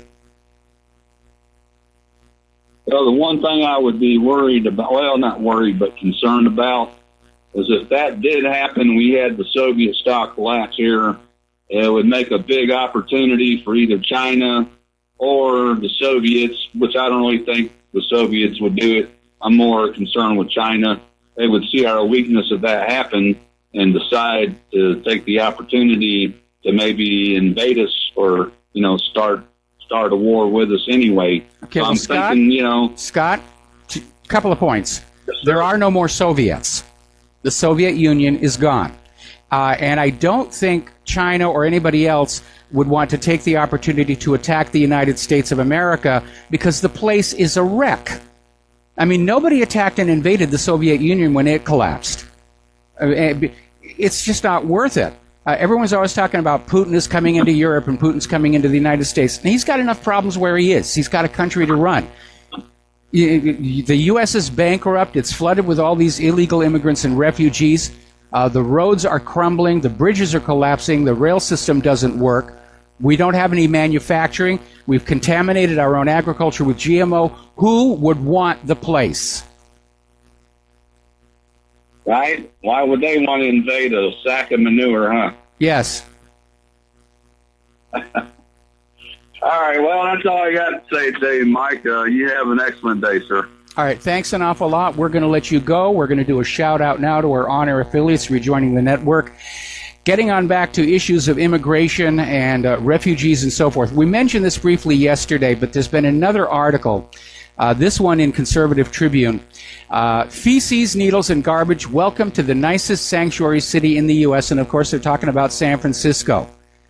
And they're just talking about the absolute deplorable condition. Now, this all began with an NBC video investigation, and I'm trying to track down the actual video report. But downtown San Francisco is littered, literally littered with drug needles, garbage, feces, and it's just horrible. And the people who live in San Francisco are having to deal with this because there's just so much of it. They can't keep it clean. And of course, all of this debris is contaminated with all kinds of infectious diseases. Nobody wants to touch it. I remember San Francisco when Claire and I were there for Day After Tomorrow, and we went down to downtown San Francisco, and it was beautiful. And to think of it being trashed by all this illegal immigration and refugee nonsense. Like I said, it's one more reason nobody's going to bother invading us when the government collapses. Who wants to clean up this mess? Now, over in Germany, the voting has started on the Social Democrats regarding this grand coalition with Merkel. And people aren't really sure of where this is going to go. In fact, somebody ran a poll and discovered that the Eurosceptic Party, Alternative for Germany, would take second place at the German parliamentary elections if they were held right now, beating the Social Democrats. So that's bad news for Angela Merkel. Apparently, they've had a huge anti-NATO demonstration up in Sweden, chanting Russian aggression is a big, big lie. So these people understand what's going on. Russia's not the aggressor. The United States is the aggressor. All right, let's take another phone call. Rick in North Carolina, aloha. Welcome to the show. What's on your mind? Hey, Mike. I spoke with you yesterday. Like I was telling you yesterday, I was reading a lot on YouTube lately, watching YouTube, and I was watching this Florida thing, and it looks like that the people just ain't buying this. They're really skeptical of what they're seeing. They're all questioning everything. Just all the comments, just everywhere I look, people are just very skeptical now. They're just not buying it. Good. That's a healthy thing to be skeptical. Yeah, I think so. Yes. I was wondering if you had a chance to see my link I sent you. Which one was that? If you could the First Amendment audit. One more time, please. The First Amendment audit. Oh, yes. I looked at it briefly. I didn't get it up on the website because I had some other things I needed to be doing, but I'll get back to that. Okay. All right. That's all I had. All right. Well, thank you very much. We're going to let you go. Now, getting on back to the news, this little tiff that's brewing between Israel and Poland is ramping on up. And now Poland's Deputy Minister of Culture wants to create a special Holocaust museum. And this would be a museum to commemorate all the non-Jews who died in Poland during World War II. Now, as you know, you go anywhere in the world, there's a Holocaust museum that is focused entirely on the Jewish people, even though they were, in fact, a minority population in those Nazi slave labor camps. But Israel's political necessity is that the world be convinced that only Jews were sent to those camps and that there was a deliberate campaign of extermination. And as I explained yesterday, no, the Nazis actually took very good care of those people because they were valuable. They were useful. They were a major source for materiel for the Nazi army. Now, down in Italy, Matteo Salvini, who's the favored one to win the next election and become prime minister, and he's out there saying, if I'm elected, George Soros won't be able to set foot in this country anymore. So everybody's figuring out who the evil mastermind behind all of this is. Looking at his face, it's almost time for somebody to come up with a cartoon caricature of Soros. Maybe for the next Despicable Me movie or something like that. Apparently, and again, credit the New American on this one, the United Nations is reeling from this massive scandal where apparently for decades UN peacekeeping troops and officials have been raping women and children all over the world with complete impunity, and even diplomatic immunity. And so a lot of people are saying this has to stop. This is shameful. It's like when they discovered the priests were molesting little children. But priests and churches are supposed to be above reproach. The UN is supposed to be above reproach. No, nobody is above reproach. But apparently the current estimate is some 60,000 victims have been sexually abused by UN officials over the last 10 years. Nobody punished but the victims and the whistleblowers. It's a corrupt organization, and it's certainly useless at keeping Israel in line. Well, maybe it is time to just shut it all down. Now, down in Brazil, Brazil's Senate has approved a military intervention in Rio de Janeiro that was proposed by President Michael Temer last week. And this is apparently the latest step in the crackdown on crime and mostly on social unrest ahead of a hotly contested local election coming later this year. You think of Rio de Janeiro and you don't think of this kind of stuff going on there. Soldiers in the streets, social unrest. You think of Carnival.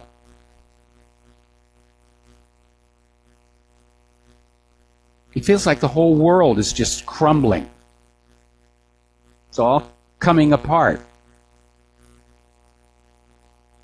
Now, Facebook co-founder Chris Hughes said in a recent interview that the modern digital economy is going to continue to destroy work in America. And he's out there pushing the idea of a universal basic income. And apparently there's one city in California that's actually trying the experiment. And it sounds to me like a socialist utopia. You know, the robots are going to do all the work, and we're going to give you enough money to live on and buy a few things, and you just sit around and be happy. It's certainly not a world I would want to live in. Now, conservatives are furious after Twitter purges thousands of accounts, and that's over and above the now admitted shadow banning of conservatives. If you're a conservative on Twitter, you post something, you'll see it. You'll think it's up there, but nobody else sees it. That's what shadow banning is. And now they're just closing accounts down. So Twitter has gone to the dark side of the farce, actually. And they're out there supporting the liberal agenda.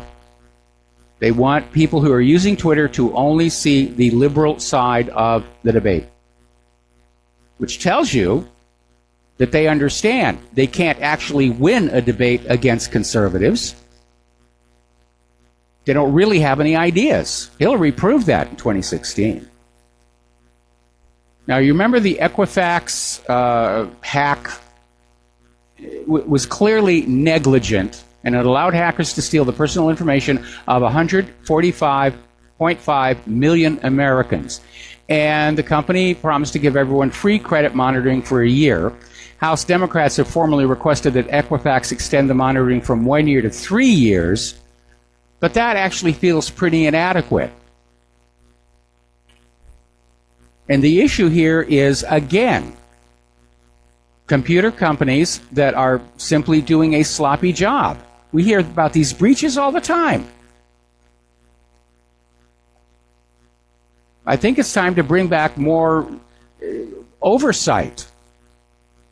There should be an independent body that goes out to all of these companies that store data and checks them out and makes sure they're really secure and offers recommendations. But as we heard yesterday, apparently the response of these companies now is to sue anybody that wants to point out where things are broken. And the real problem of our society right now is you can't avoid being in those machines.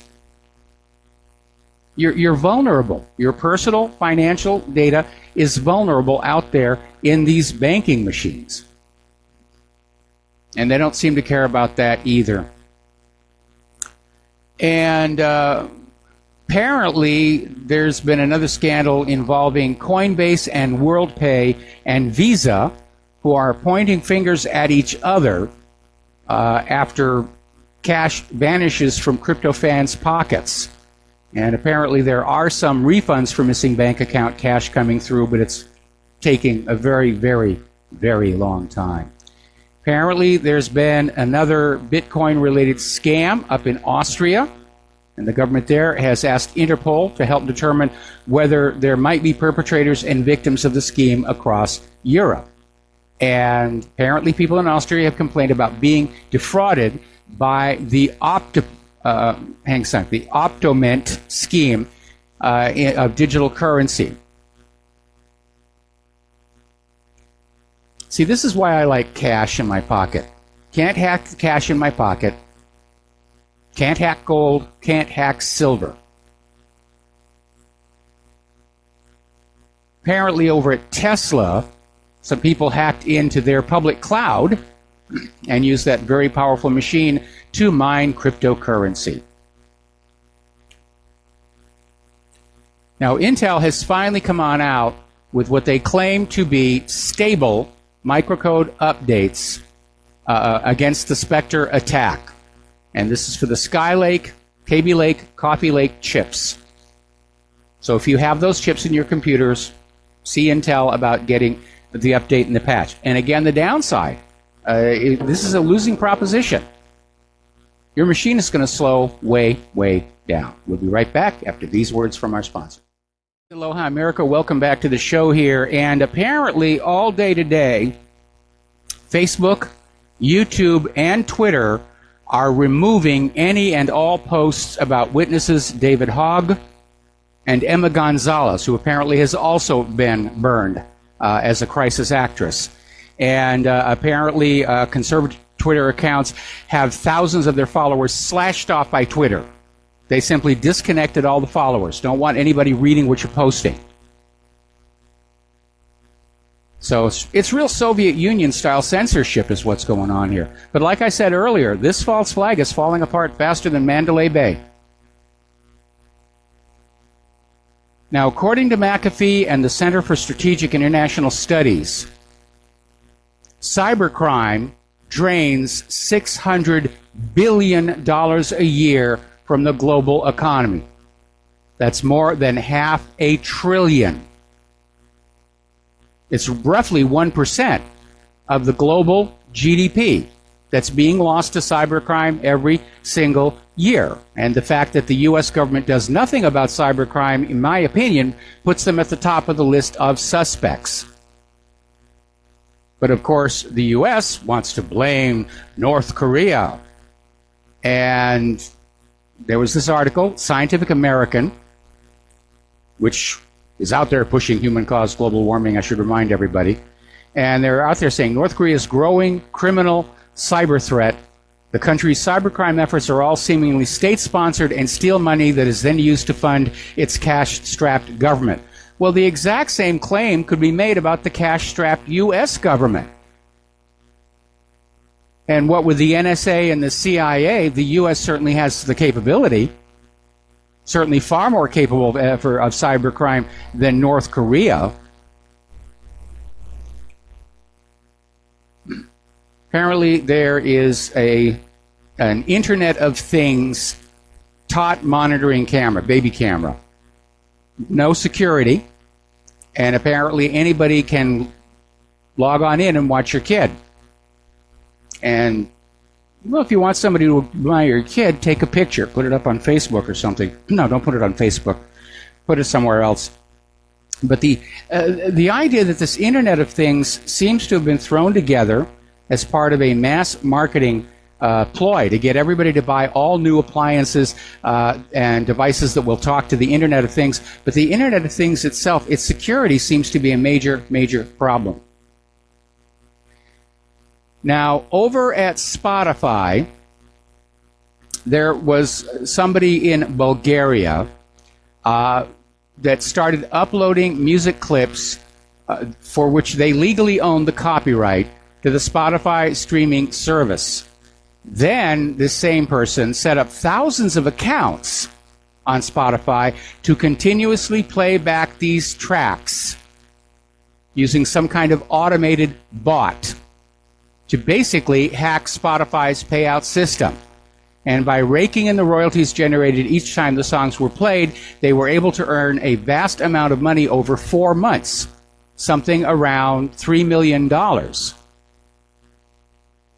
And apparently, the scam was discovered only when the high volume of traffic for those songs caught the attention of major record labels. And they were saying, wow, these have got to be great. We've got to sign this guy to an album. And they said, no, these songs are not very good at all. There's something else going on. Okay, out in Denver, the temperature dropped 72 degrees in just 40 hours. They're getting a huge cold snap over there. We're still not out of winter yet. And it's been a bad one, again. But the carbon Nazis have an explanation for it. It's the hole in global warming. There's a hole in global warming. We didn't see it, but there's a hole. That's the explanation. Don't worry. After the hole, the world is just going to broil, and it's all your fault. Now, one of the indicators of the overall, shall we say, health of a nation, quality of life, quality of medical care, is the newborn survival rates. Now, we're going to take another break here for commercials, and we'll be back after these words from our sponsors. And aloha, America. Welcome back to the show here. And one very worrying sign is there is a lot of military aviation going on out over the south part of Oahu. I've never heard it this intense or seen it this intense. Now, getting on back to the war issue, story out of IntelliHub. The U.S. Navy is sending destroyers to the Black Sea in what they claim is an effort to desensitize Russia, to get them used to the idea of U.S. Navy warships just off their coast. It's a provocation, because if Russia were to send their warships to tool around in the Gulf of Mexico, the U.S. government would be screaming bloody murder. Now, getting on back to the shooting situation and the media coverage of it, as we reported, apparently all the social media, they're on this purge of anything related to this David Hogg and this other crisis actress that's been burned now. Meanwhile, CNN's Chris Cuomo came out with a story about a kid who said he purchased an AR-15 without an ID. See how easy it is to get one of these rifles? You can get one without an ID. We need stricter gun control. Well, actually, going on back to the original story of this kid is a guy named Cody Davis. And the tweet said, I was able to buy an AR-15 in 5 minutes. I'm 20 and my ID is expired. There's only one problem. It never happened. The article itself states, after the sales representative walked me through the paperwork, all 5 pages of it, I told him I changed my mind and wanted to think more before I bought an AR-15. So basically, the tweet says the guy never filled out the paperwork, which is a necessary step to purchasing a gun, which would have then run through the background check system. But Chris Cuomo obviously didn't read that part, or he didn't care.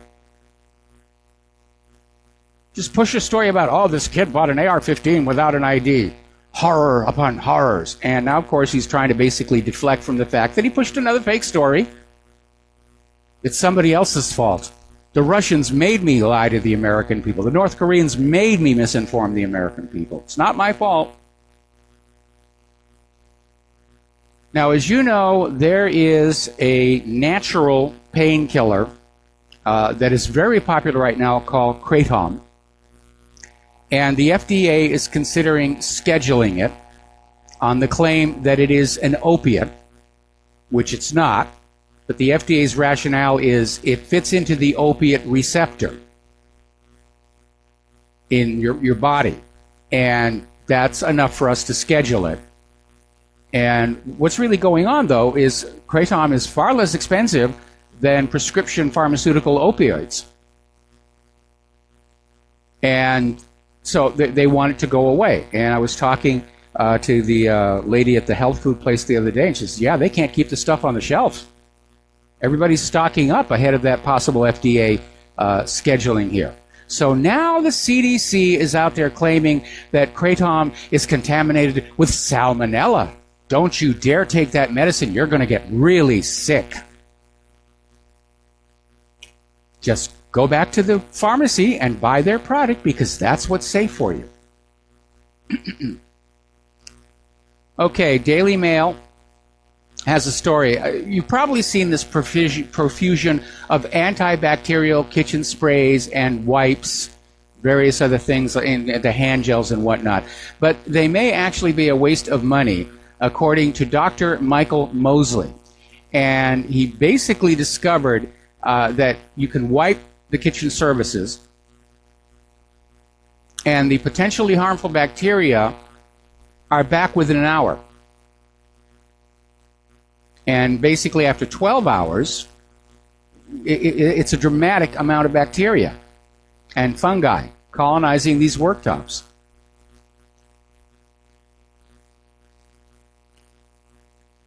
Now, here's a couple of stories that you're really going to love. This is being reported out of the Daily Wire.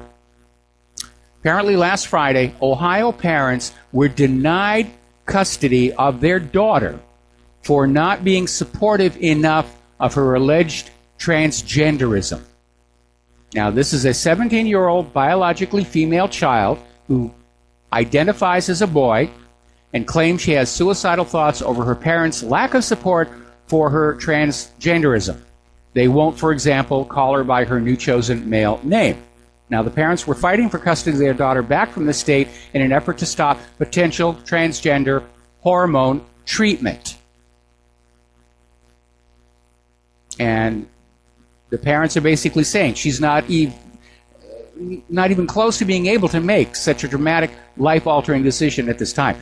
Now, remember, there was this student who did a study of people who had the transgender surgery and hormone treatment and found out they were miserable and they wanted to go back.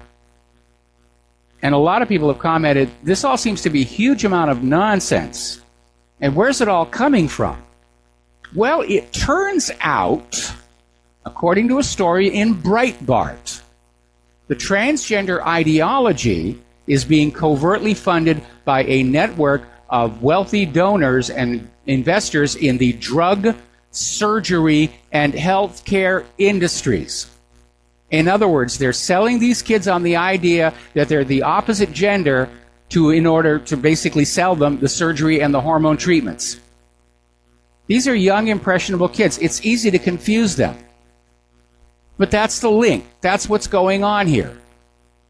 All right, let's take some phone calls. Kevin in Washington, aloha, welcome to the show. What's on your mind? Hey, Mike, thank you. I had three things I wanted to ask you about real quick. I'm out in the foothills, and it's snowing here, and the power went out, so I had to wait for my computer to reboot up to call you back. But I got a question for you. Okay.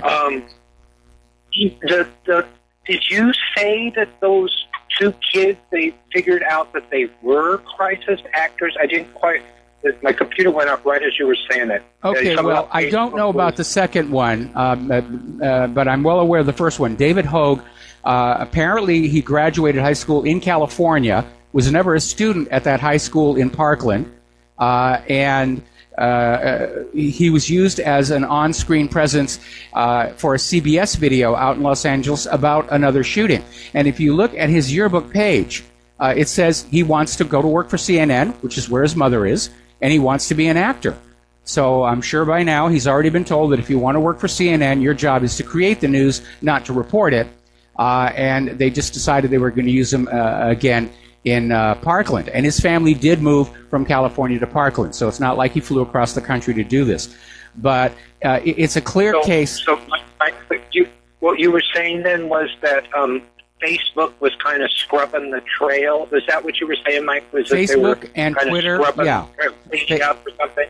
Yeah, basically Facebook and Twitter and the other social media, right now they're just deleting any posts that are talking about these kids. And they're deleting the videos of students at the high school saying they heard multiple shooters. They deleted the video of the students saying they were told there was going to be an active shooter drill that day. They deleted the videos of this one girl who says she was talking to this Nicholas Cruz when the shooting started on another side of the campus. So this whole fiasco is collapsing even faster than Mandalay Bay. Okay. The second thing I wanted to ask you, Mike, going back to the cryptocurrency thing that you were saying, how it's being kind of vacuumed out of the system or whatnot. But wouldn't, if somebody stole the cryptocurrency, they're stealing it because it has value, and then they're going to spend that value back into the economy anyway. The guy at the local convenience store, doesn't matter the $20 that you come in to spend in his store. He doesn't care if you came by that honestly or if you sold it. You're spending it in his store. I mean, wouldn't the people that stole that, wouldn't it still get spent into the economy anyway? Well, shouldn't it be spent into the economy by the people who actually own it? No, I understand that, but I'm just saying that the people that are stealing it, there's an intrinsic value. So I guess what I'm getting at, the third thing I was going to ask you, I think it was a year, maybe two ago, you had a pretty good kind of a little bit of a lecture or a kind of synopsis, and I think you called it, the 11th penny or something like that? The 11th marble. What did you call that? The 11th marble. The 11th marble. I think we're due as an audience to hear that from you again. I think that was very good the last time you did that. It kind of explains, where all this is going or where we're at on this thing. Well, actually, if you go to whatreallyhappened.com and you go up to the top of the main page, there's a gray box of permanent articles right underneath my picture, and the 11th marble is in the second row down, second from the left end. All the banking articles are up there. You can read them. Okay, I just think that was such a good thing. I think people that are kind of coming new to this, they hear this stuff and they kind of, oh yeah, what's that all about? I think that really kind of hits home or really says it. I think that's a very poignant. Well, I'll make a point of including it in a future show here. I have heard from various people that my banking articles are being filtered and blocked. They can see my main page, they can see the members page, but when they try and go to All Wars or Bankers Wars, for example, all of a sudden it's just blocked. And so obviously somebody somewhere is very much concerned about these articles. Well, you're over the target when they do that. Thank you very much for your time, Mike. Hang in there and have a good day. Thank you. All right, thank you, Kevin. We're going to switch over to Mateus in Canada. Aloha. Welcome to the show. What's on your mind? Oh, hey, Michael, regarding the sex you were just talking about, the way I deal with it, whenever I'm filling out a government form and there's a question like sex with a question mark, I just say, yes, please. Yeah, I like the check boxes where they have M or F, and I'll say F 3 to 5 times a week. I haven't M'd in years. Nice. Good one. Oh, you cracked me up yesterday big time. You were talking about Germany, and you're like, okay, so the German chancellor wants to collect all of the EU armies and have it under the German control. What could go wrong with that? And on to the next story, blah, blah, blah. This was so funny. Yeah, well, it would be funny, except that they're really trying to do this. And it's like we really are. We've fallen through a time warp, and we're back to this warmongering nation. And all these countries are they all see what's coming. Everybody knows the U.S. is going to kick off a world war, and they're all getting, into position to play their part. Totally. Okay, I want to say a quote here for the first time. It's from a guy called Eckhart Tolle. If the history of humanity were the clinical case history of a single human being, the diagnosis would have to be chronic paranoid delusions, a pathological propensity to commit murder and acts of extreme violence and cruelty against its perceived enemies, his own unconsciousness projected outward, criminally insane with a few brief lucid intervals. And that really just does sum it up. I think we are dealing with a situation where we have a mass consciousness of actually insane group consciousness with a few moments of lucidity, historically speaking, as well as just in our current situation. And the other thing he says is that the study of insanity is not enough to induce sanity. So, like, what we're doing here is we're studying the insanity, which is the first step. You have to admit there's a problem. And that's what your entire show is. It's an expose on the insanity of the world. And then the next step would be doing something about it.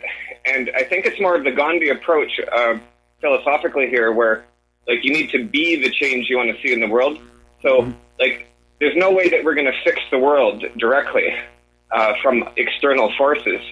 The only way to possibly do it is to actually be the solution that we want, which means if the problem with the world is that there's all this greed and selfishness and ruthlessness, well, then we have to be ethical and generous and compassionate. Well, that sounds good. It sounds good, but the problem with that is that when you're being compassionate and ethical, that does not rid the world of greedy people. The money junkies are always going to be around. The sociopaths are always going to be around, unless you have a system that tries to keep them from accumulating that much money and wealth. And we started out with a pretty good idea when this country was founded, where it was only rich businesses that paid taxes, and there were limits on campaign donations and various other safeguards. But over the time, over the centuries, our nation has become very, very perverted from what was originally intended. And now it's a pure oligarchy, and we're seeing people in positions of power who are clearly not what we would call mentally sane. I'm sure to themselves they seem like they're absolutely perfect, but it's a very tragic fate for what was once such a great country. Yeah, I agree. It's complex. Like I believe that we should be well armed and prepared for war, but never wanting to have it. Prepared to defend ourselves. At the same time, we have to do more than just study insanity and prepare for violence. I think we need to do both. We need to be prepared, but we also need to be the change that we want to see in the world. And we have to demonstrate a better way. We have to demonstrate to our children ethics and being honorable, and I agree with you on that last one. I agree with you on that last one, but starting in the 1990s, when the militant feminists literally told women, you must get out of the house and get a job. It's a shameful thing to be a housewife, and that left the children basically taking care of themselves, the latchkey kids. And that meant that our children from the 1990s to today were being raised by TV, video, pop culture, and later social media. And that's why the nation has lost its moral compass. One reason.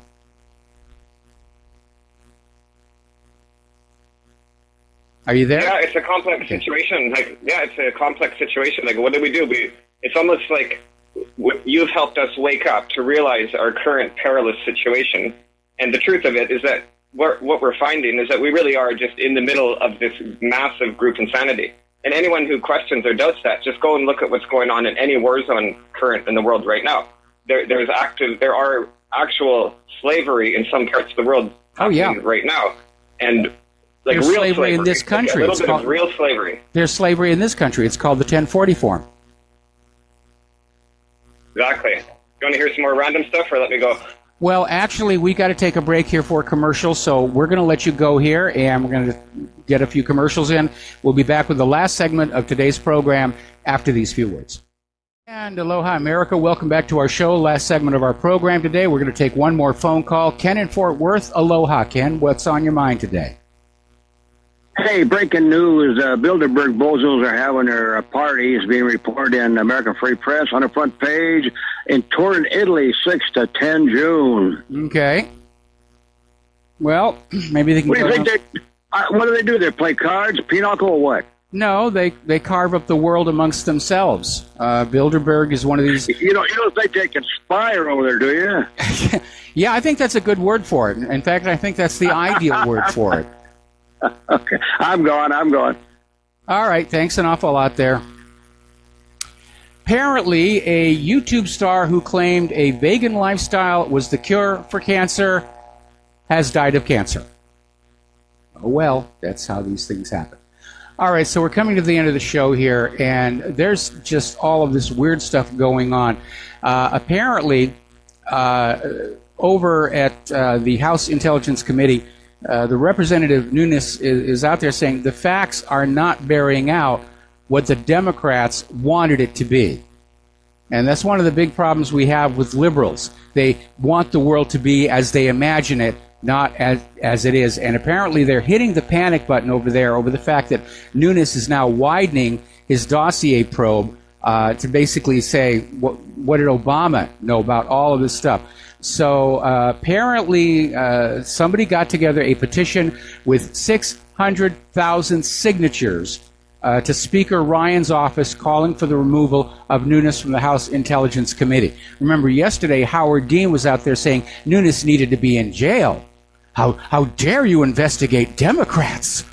You know, you're only supposed to be investigating Republicans. You don't investigate the Democrats. You don't investigate Obama. You don't investigate Hillary Clinton. What's wrong with you? This is in complete violation of the rules that we just made up. So they're obviously feeling the heat over there. And if I were Speaker Ryan, I would certainly want to be working to verify those are real signatures. Because at this point, the Democrats, first of all, they've got a history of cheating. Actually, both parties do. They're clearly desperate.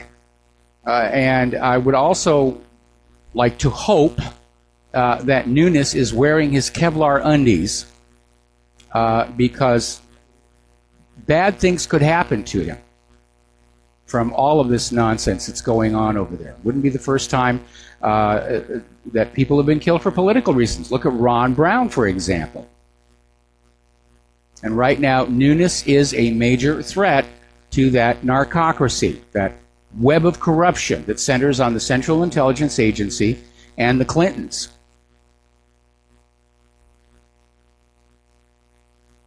I'm almost ashamed of this country because of its government, because of its war policy. I'm certainly ashamed of the government. I think that's probably more accurate to say. I'm ashamed of this government. It does not speak for me. It does not represent me. Okay, there's the music. Time for me to get on out of here. I got to do the Jim Goddard show up there in Vancouver. Please stay tuned for John Stedmiller. He's got a lot of interesting things to share with you. And we will be back tomorrow here at Republic Broadcasting. So aloha, America.